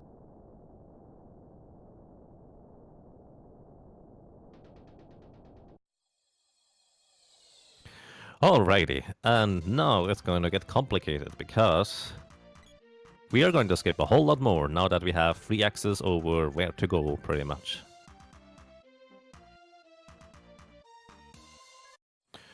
So first of all, what we need to do is we need to go southwest-ish in order to go to Lofty Mountains. Lofty Mountains is normally just kind of supposed to tell you, oh yeah, you need to go here, and then you need to go there, and then you need to go here. However, we have different plans, and those different plans involve us getting, well, up the mountain in a rather spectacular fashion. So we're going mountain climbing. Quite literally, actually. Which you're not supposed to do this way. Also, I need to switch character before I can do that. Otherwise, this is not gonna work. So, I need to hold up on right on... Yeah, this should work. So, I'm just walking up the stairs. So this is kind of like earlier walking through the wall. I want to keep the barrels, so I'm gonna use something else instead. So, essentially, I'm using an item, and then I hit a rope pull right after. And for some reason, that allows you to just have an extended walk-through wall. I don't really know why, but it's really convenient, because this allows us to skip going left and right and left and right, and walking up there really slowly. So, next up, what I'm gonna do is I have the sprite charge up a level 1 sword charge attack. And another way to walk through wall is by getting gathered at NPCs that you talk to at times. And in this case, I just talk to this NPC. And then our party gets gathered, but because the sprite was executing a level 1 sword charge attack, he actually executed it further over to the other side, and that just was enough momentum to carry the sprite straight through the wall, and we get into the test area, or the challenge area, I don't know what it's called actually. And this area is supposed to be after you have done various tasks. We now just skipped with this little jump the Shadow Temple, we skipped the Light Temple, we skipped the Moon Temple, we skipped a little Tasnica subplot as well, so 4 entire areas you unfortunately will never get to see. And don't worry, we are not done with skips yet, there will be a few more. But essentially just running through here will allow us to do a lot of things. So, also what I want to do, normally I try to get the boy damaged a little bit before I run in here. That way he dies quicker, because the doppelgangers here, you can defeat them in a rather strange way, let's put it that way. And that strange way involves you getting your characters killed. Now, this is not normally how you probably do this casually, because when you arrive here, the doppelgangers have so little damage that the latest armor set at this point will protect you entirely from all damage they do.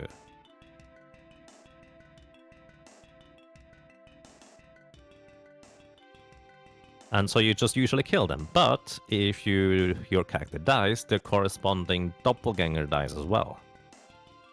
It's really quirky. I think it's kind of like an Easter egg maybe, but also maybe that's the intended way of how to beat this. I don't know. Either way, this is how we can defeat them really easily without having to do anything, really. So, next up, I went the wrong way. I'm really good at going the wrong way on the world map, so I hope I don't get lost too much. But I need to go to the Ice Country next. You remember, we actually kept going to the Ice Palace.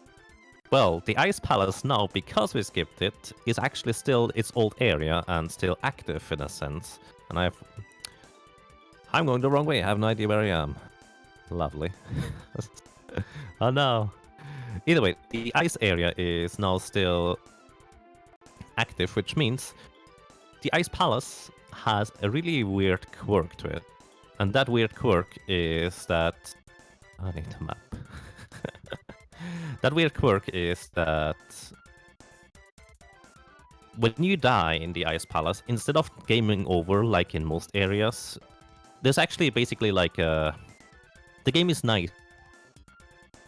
Instead of killing you, it will put you out the front door, revive the boy, and just tell you to scram! Run away. Now, you're supposed to die inside the Ice Palace, and the trigger to remove that shield, so to speak, that throws you out the window of the Ice Palace is removed as soon as you enter the Ice Country. So, you may have noticed, I literally just landed next to the Ice Palace without ever entering the Ice Country because I just flew away. So I actually still have that shield active, which as soon as I die, we will be in the Ice Palace instead. So, in a weird kind of way, I'm gonna fight this boss here and simultaneously skip it, which messes up the event triggers in this section here, making it a bit strange, let's put it that way. It leaves an NPC in the area. You saw that purple guy up there just now, and it just kind of leaves him there without him being able to do anything at all. So that NPC is now interactable, although he doesn't really do anything, but we will be using him for a very specific purpose. Let me check real quick how many Cups of Wishes I have left, because I need to... Yeah, alrighty. I will have to restock this real quick. So instead of doing the usual little strategy, I will be doing a slight adjustment. So, next up, we just skipped the Agrogopulon, or the watermelon on legs, as we like to call it.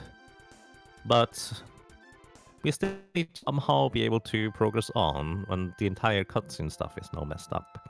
So what I want to do is I want to use 1 Cup of Wishes on the sprite specifically, and then I have only 2 left, 2 barrels, 2 of those, I'm gonna use 1 of them. That is 3 items I want to restock. Alright.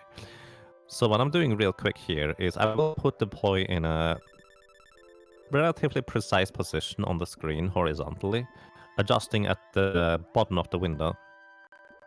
And what I want to do is I want to equip an item piece and then throw it away. Equip it, throw it away. This will, once again, kind of like I did at the beginning, allow me to restock my items. I should have 0 Cups of Wishes, 0 barrels, and also 0 chocolate. Very nice. And that was my entire goal, essentially. So now I will revive the lady and immediately talk to Nico on save here. Normally in a speedrun, you would preferably only do this once, where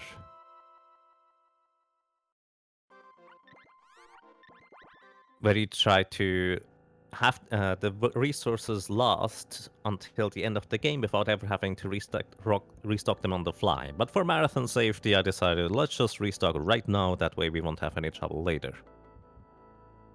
So, alrighty, I just saved at the Frost Forest Nico right there, and then reset. So what is happening here is that the Frost Forest Nico is weird, because if you land there and save, which by the way does not work in the PAL version, you cannot land next to the Frost Forest Nico. If you land there and save, the game actually tries to figure out where it should restart you as soon as you load the save file. But because you landed there with Flammy, the value which it normally looks up where to start you is null, nothing, empty, and the game saves that into the location where to restart. So if I try to restart or load the fame file, normally it will crash. Just a hard lock. But if I hold start select L and R for a while here, right now we're at the waterfall here, I'm gonna do this. And then I load a save file. After doing that for a few seconds, it will restart me exactly where I was just now, and that is in the waterfall section. And that waterfall section has a really strange quirk when you load into it. Because you're not supposed to be there, the first thing the game does is it initiates a cutscene that hides all your characters and makes them invisible. And because you already have a full party, or you already did this entire cutscene thing, it will teleport you to Podos with your entire party, but they are still invisible. Now, I actually used a candy or a chocolate on the boy, made him visible again, and now the sprite is still invisible. Just to demonstrate this, there's still this dude standing around, which you're normally supposed to defeat the watermelon, then you defeat him, and then you can go up the stairs and do more stuff. So I can interact with this guy, but nothing happens. Now the thing is, I have an invisible sprite right around here, where the ring is, and if I basically face left and press the B button with the sprite, watch what happens to this NPC. I press the B button, and now he is facing the other way, which means we are actually interacting with this guy, with the sprite wherever he is, he's down there, from a range. And because we have an invisible character in our party, whenever an event gets started, or for that matter, a text box is open, we can actually walk through walls while events are starting. So I repeatedly interact with this NPC, and I can just walk anywhere in this room. Which means I can actually now go backwards through the Grand Palace. And in this Grand Palace, what I'm gonna do is I will briefly wait and use a balloon with the lady to make a safe trip across possible. Because that wolf is pretty vicious and he can really destroy you if he feels like it. Also, I'm gonna cast another spell with the sprite real quick, so we are walking through the wall a bit more easily. Walking backwards through this area here entirely. Oh, the sprite got stuck. Hit this switch twice and this switch once, and this makes the enemy in the main area appear now, which that's basically the trigger for the game to realize, alrighty, you have pressed those switches, which means you must be very close to activating this boss here, and this boss will essentially trigger the end game of this area, skipping the entirety of the Underground Palace, essentially. So, heck, it's a hound. Yes, they are 9 attack counts. So the bow is going to be really, really awkward against this guy. Kind of like mentioned many times before, the bow has such an awkward hitbox, hitting enemies with it is ridiculously difficult. So I have to get close enough to him in order to hit him, but this guy just loves to jump away if you get too close, so I have to be very, very careful about this. Also, he can heal himself, making it even more difficult to do anything. Okay, I hit him once again. Normally 2 hits is good enough if you don't get damaged in between. I need to... I'm using a barrel on the boy to avoid the damage, but I did not manage to time the barrel properly. So I'm using actually something else. So I'm using the Royal Jam in order to revive the boy from 0 HP. Also, what I'm gonna do is... I'm going to try and hit him while he's casting spells. This is really awkward right now. What I'm gonna do instead, probably, is try to have him eat the lady. Because I can't get any closer with the bow. Oh no. Trying to use a barrel in time. I did not time that well again. Oh, I did actually. Alright, the lady gets hit. That's good. That way I can try to hit him. By the way, this guy, again, he does have an evasion rating, which means I cannot hit him 40% of the time I attack him. Alright, we got him finally. This guy was a lot more annoying than I anticipated it. Okay, defeating this boss will trigger the next area to be in the second stage, which means this area here now, instead of, well, us sealing or trying to seal the mana seed of the trees and getting Dryad as a magic spell, we actually just go straight through the back and encounter hexes here.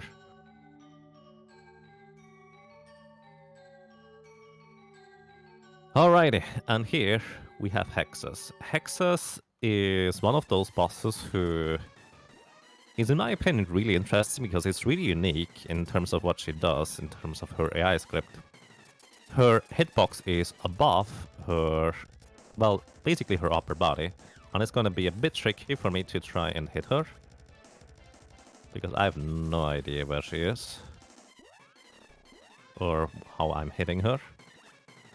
But one of the nice things of the bow is it's a ranged weapon, right?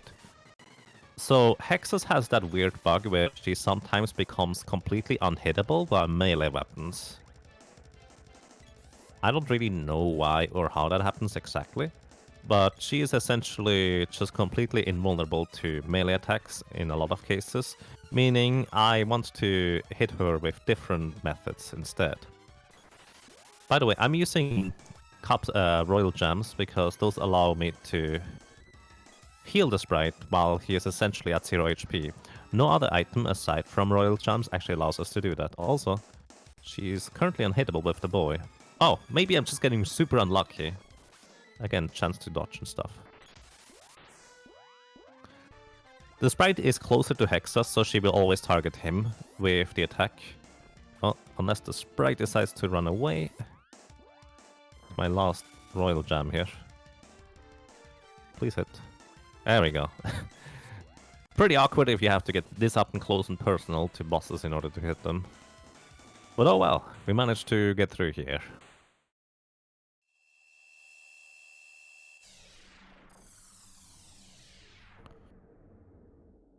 Way to go! One more boss, and the next boss is the Mech Rider number 3. He's almost like Mech Rider number 2, but even more or less smart. So what I'm gonna do here is I'm actually going to do a soft reset, kind of like the safe warp early into the previous cutscene, which allows me to skip the introduction text entirely. And we just kind of land here. That is not a correct weapon to swap. Need to remember it's the bow. So I'm just gonna wait here at the bottom to make it easy. So, Mech Rider number 3. He has a very clever AI script. Well, clever in quotation marks. First, while he is not taking an action, he takes an action either when he tries to dash and fails to dash, or when you attack him. He'll check, alrighty, do I have wall? If not, cast wall. Wall reflects spells, by the way. And then he checks, do I have a buff? If not, wall does not count as a buff, no. He casts speed up on himself. And that's as far as he gets into his AI script. Because he never gets to use wall, and because he never gets a buff, because he bounces off his own buffs over to us. He never gets any further in his AI script. He's actually kind of scary if he ever gets any further in his AI script, but that's that. Also because we are at the very bottom of the arena, and he only ever attacks us directly if we are a little bit higher up than the very bottom of his hitbox. He never actually ends up attacking us. You always forget that his AI is dumber than Kilroy's design. I think that is very fitting, yes. So, alrighty. I'm going to do a little trick here upcoming to skip the entirety of the Pure Lands. That will be the last major skip. Before that, I need to save. And just kind of basically marathon save. So, Codes, if you have the plug for what this marathon is about, or maybe even some donations, feel free to put that in now. Yeah, so this is RPGs We Love To, the second installment of an annual speedrunning fundraiser for our RPG Valkyries, the lovely RPG Valkyries. And we want to get them to RPG Limit Break, which is why this fundraiser exists. Like any good speedrunning marathon, we have some amazing incentives coming up that you guys can pledge your donations towards to make interesting things happen, like speedrunning Secret of Mana with a bow as the primary weapon. The most immediate one of these is going to be for the Deltarune run coming up right after this speedrun right here. Lightning has put up an incentive to upgrade his run to Jevel percent.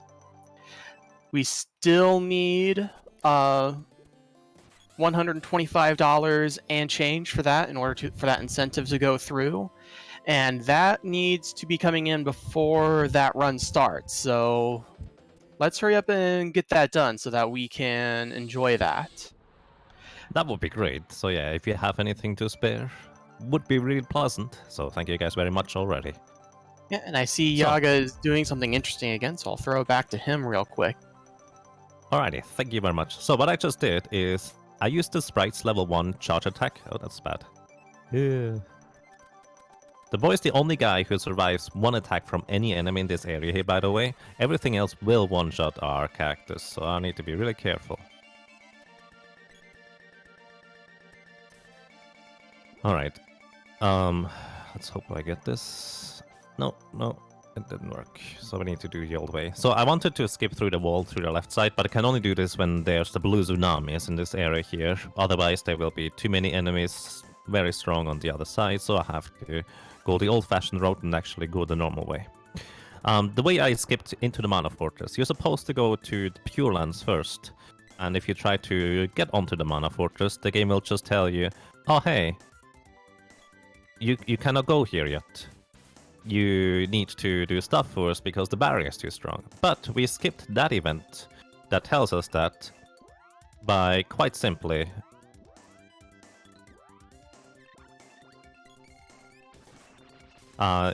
using a level 1 charge attack with the sword to activate one of those high stepper thingies in the very first area, which normally just has a little event to jump you up on the ledge.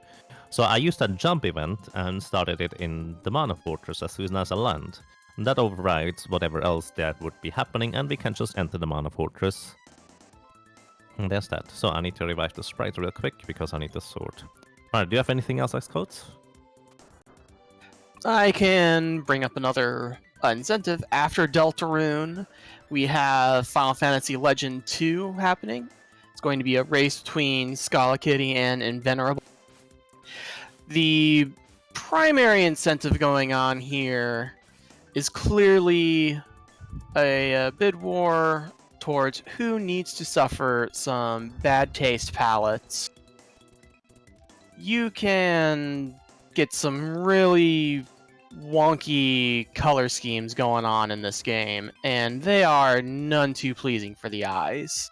So we can put Skalakitty and Invenerable through playing the game with that. Currently, that bid war is at both of them having to have those palettes on at $90, and nobody is really willing to have mercy on anybody just yet. Some other quick ones that there are two routes for Final Fantasy Legend 2, the human route and the Esper route. The Esper route is definitely more swingy in terms of our RNG, but it is currently $19.43 behind the human route. The heroine of the game is Arby, which is a 4-character long name. That's currently at $5. Oh, sorry. Real quick, sorry. I think Buffy is another boss which I literally cannot hit with the bow, so I will have to switch this sword, just kind of as a heads up. So sorry about that, but I don't think that works otherwise. Go ahead. Yeah, it looks like vampire, so I thought that was going to be the case. Yeah. I think, but I wasn't sure. The last incentive for Final Fantasy Legend 2 is to name the rest of the party. There are going to be 3 other characters, and currently at $5 for each character are We Have Meat. So, if you dislike Arby's commercials, there are plenty of opportunities for you to get in here with your donations and stop the memes. Alright, back to you, Yaga.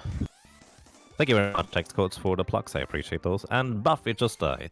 I used slowdown in order to lock Buff into place. Slowdown doesn't do anything, actually. It's just an animation for me to have Buffy locked in place. I don't want to use damaging spells because all of them only deal 1 damage each.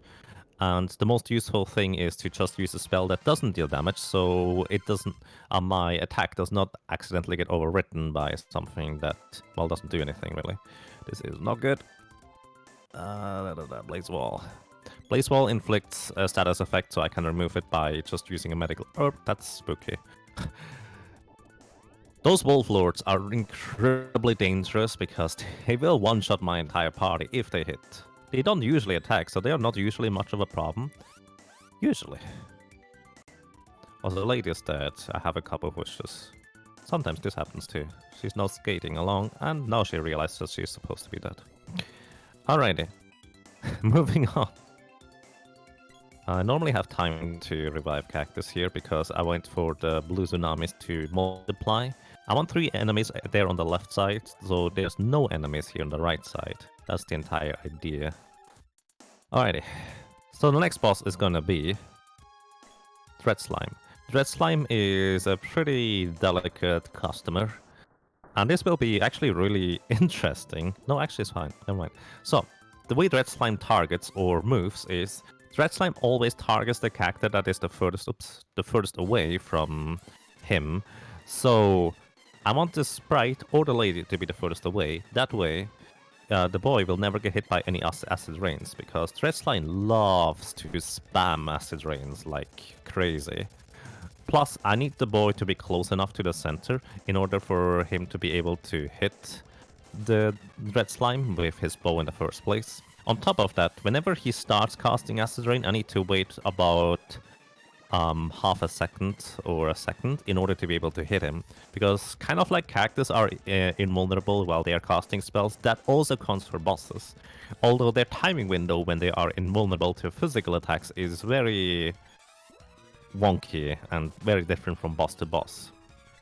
Either way, that was a really nice Red Slime in terms of not giving me too much trouble. I did not have a single miss, which is the biggest deal about it, even though he did use Acid Rain quite frequently, which that's just the thing Red Slime does. He loves to use Acid Rain all the time. I had it exactly twice ever where Acid Rain didn't use a single... Well, but Red Slime didn't use a single Acid Rain. Also, I just went into a full screen menu because you level up like 7 times or so on defeating Dread Slime with a low level party like this. And you don't actually continue to the next area until those text boxes are gone. For some reason, going to full screen menu cancels out all those text boxes. So there's that. Also, I'm being really careful here because if I die, and that's really easy to do, there's not really any backup I can have. As in, if all of them can. Once again, pretty much all enemies will one-shot me. The boy will survive some attack of some enemies because he has the highest HP and vitality values and defense, but the other 2, they are just dead. So I'm doing a lot of walking in really weird patterns, basically spawn manipulation, in order to avoid spawning certain enemies and not having them appear. Outside of very predictable enemies like these guys, they just swing once and then usually cast a spell. Usually, I say. Oh, that... Whew. That's spooky. I have 4 cups of wishes left, I think. Yeah, alright. I'm just gonna refill the cups of wishes real quick. Once again, refilling on the fly by using the equipment glitch. Or equipment trashing glitch. Just double checking. Alright, 0 cups of wishes, we have 8 uses again. We might need them for Dark Lich here. Alrighty, welcome to the second to last boss. Yeah, speaking of Dark Lich, can I get in a quick donation before you start the fight proper? Yes, go. We have $20 from Falkith with no comment. If you want to put that donation towards an incentive, just let us know and we can get that done for you real quick. Thank you for the donation. Indeed, thank you very much. And also, Xcodes, thank you very much for keeping track of that and hosting. I know that is... What's the word? An overlooked job, I dare to say, but I really appreciate you volunteering for that.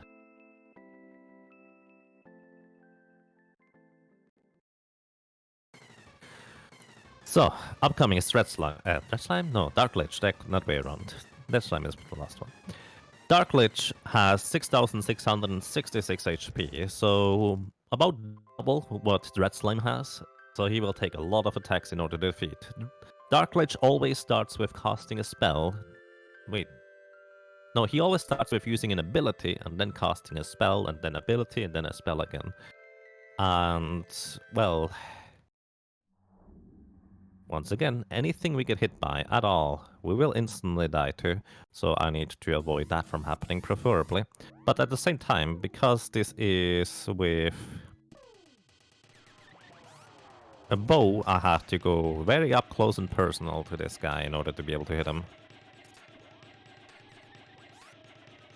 So normally the goal is that the lady is essentially tanking the attacks from Dark Lich by having her just a little closer to the center, which is a bit difficult to do at times. But hey, we can do this anyways.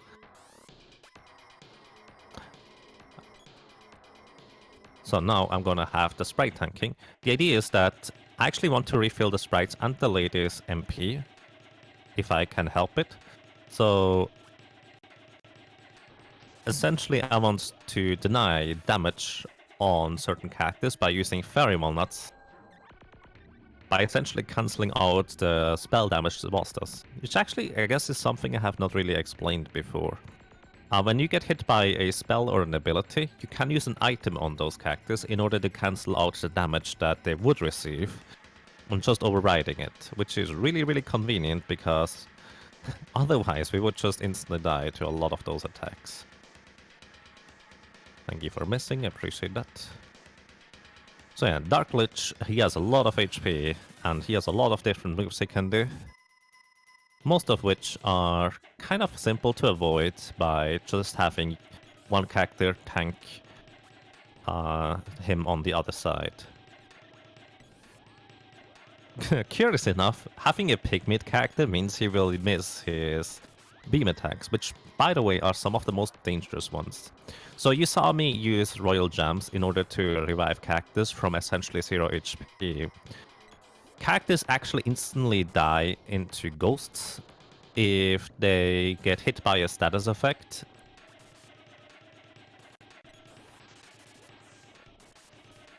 That also deals damage at the same time, because normally it takes the game a little while until it realizes, oh, the character should actually be dead on the floor rather than be at 0 HP. But when it checks for a status effect, it basically instantly recognizes, oh, the character's status effect is actually death. So let's set the death status rather than whatever else was supposed to be applied. And that was the second to last boss, the Dark Lich. And now for the Mana Beast. What we normally do against the Mana Beast is actually we unleash the Mana Sword in order to use it against the final boss. So even though we never actually acquired Dryad magic, unlocking the Mana Sword spell from Dryad actually also unlocks Dryad itself for us, so we would be able to cast the Mana Sword right now. I'm just gonna do it as a demonstration how we do that. But I will still be using the bow in order to defeat the Mana Beast.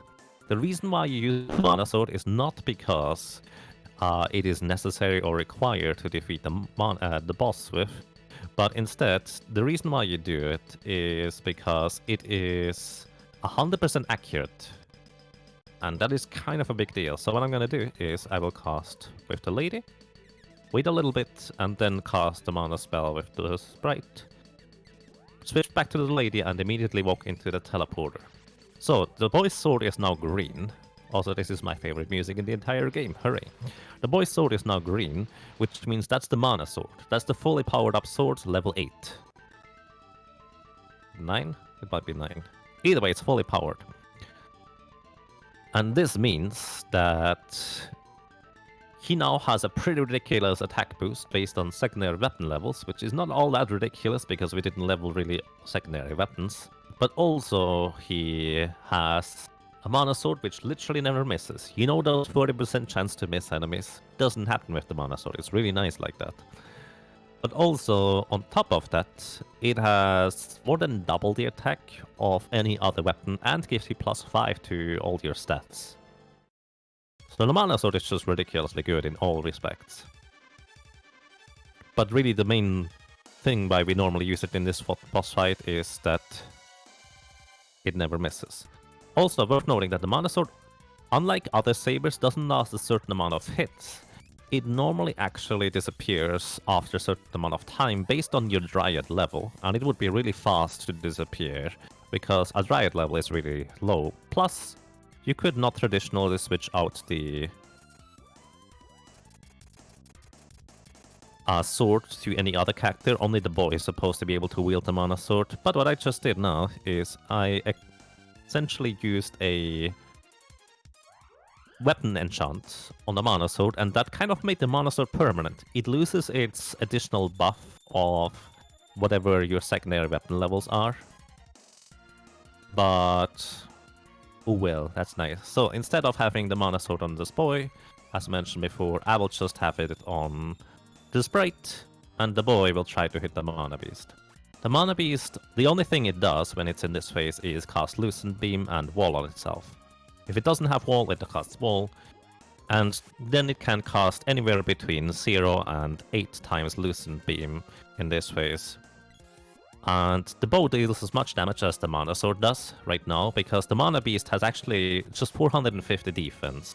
So any damage that is not a critical, that was a critical just now, will be reduced by 450 plus some change. So essentially we are dealing max damage right now.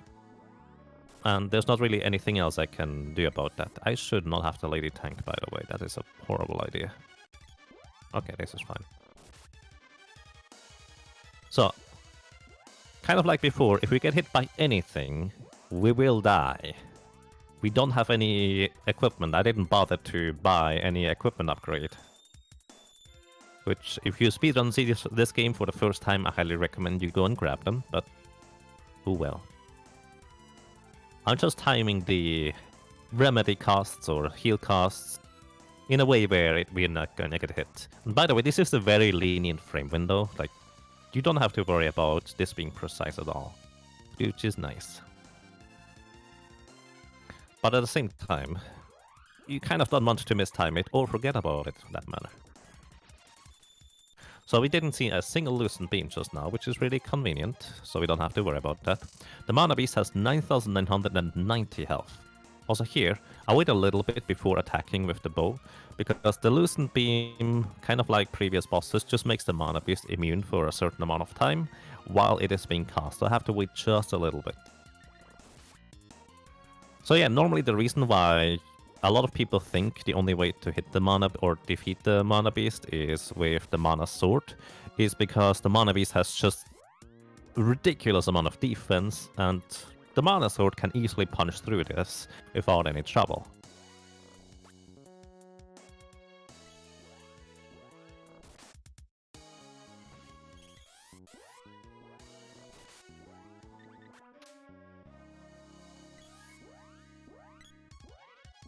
So I just use Cure Water instead of the usual remedy, because if I'm a bit too slow with casting a spell, Cure Water, kind of like using a Royal Jam, can revive Cactus from 0 HP. So I was a bit slow there, but it is fine anyways, because of the reviving qualities from 0 HP. As long as you're not at dead status, it can still heal you. The soonest you can kill the Mana Beast is in the third cycle. Actually, no. There is a technique to kill the Mana Beast in the first cycle. I did not go for it because I don't have the Mana Sword, so it's kind of a moot thing. But you can essentially do what I did on the Vampire and Buffy, where you just repeatedly use slowdown and stuff like that over and over again in order to slow down the Mana Beast sufficiently until you manage to potentially defeat it in the very first cycle. It's very precise though, and also kind of difficult.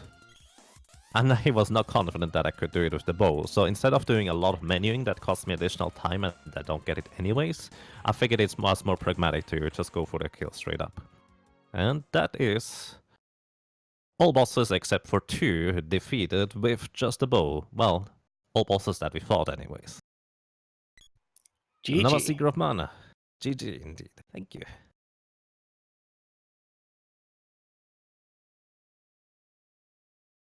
So yeah, the Mana Beast. The very first time when I fought the Mana Beast when I was a kid, I did not realize that the Mana spell, or the Mana Sword spell, was running out. I just thought that, oh well, initially it was dealing a lot of damage. No, it doesn't. Now we have to charge up our attacks. So you can totally defeat the Mana Beast with just charged attacks, because they will be able to deal enough damage to punch through the Mana Beast defense. But yeah, that's about it. So, the ending is about 7.5 minutes. I don't know whether we have enough time for that, but either way, I already thank you guys for having me in this marathon. Thank you for letting me be part of this, and I hope you have a nice time. I believe Deltarune is the run coming up next. Is that right? Yeah, Deltarune is up next. It's looking like it's going to be an 90% run. I have just heard there's been an audible called, and what we can do is we can start with the 90% run and then upgrade the run to Jevil percent after the king. Basically, we'll do an 90% run and then a Jevil run afterwards if the incentive is met mid-run. That's going to be about... So even though the... Even though the estimate on that is about 1 hour and 10 minutes if memory serves, that's going to happen about 25 minutes into that time frame. Jevil percent adds a lot to the speed run, so... Alrighty, thank you very much. So, I hope you guys will enjoy whatever is coming up as the run, because this is actually one of those that I'm not gonna be watching, because I want to play the game for myself first. So yeah, I hope you enjoy that, and once again, thank you for having me here. Yeah, so for everybody not dodging Deltarune spoilers, I will go over the marathon information for you once again. This is RPGs We Love. This is hosted by the RPG Valkyries. This marathon is to get the RPG Valkyries to RPG Limit Break, where a couple of them are going to be playing Dragon Warrior Randomizer. Some updates on the donation incentives that you guys can put your donations towards.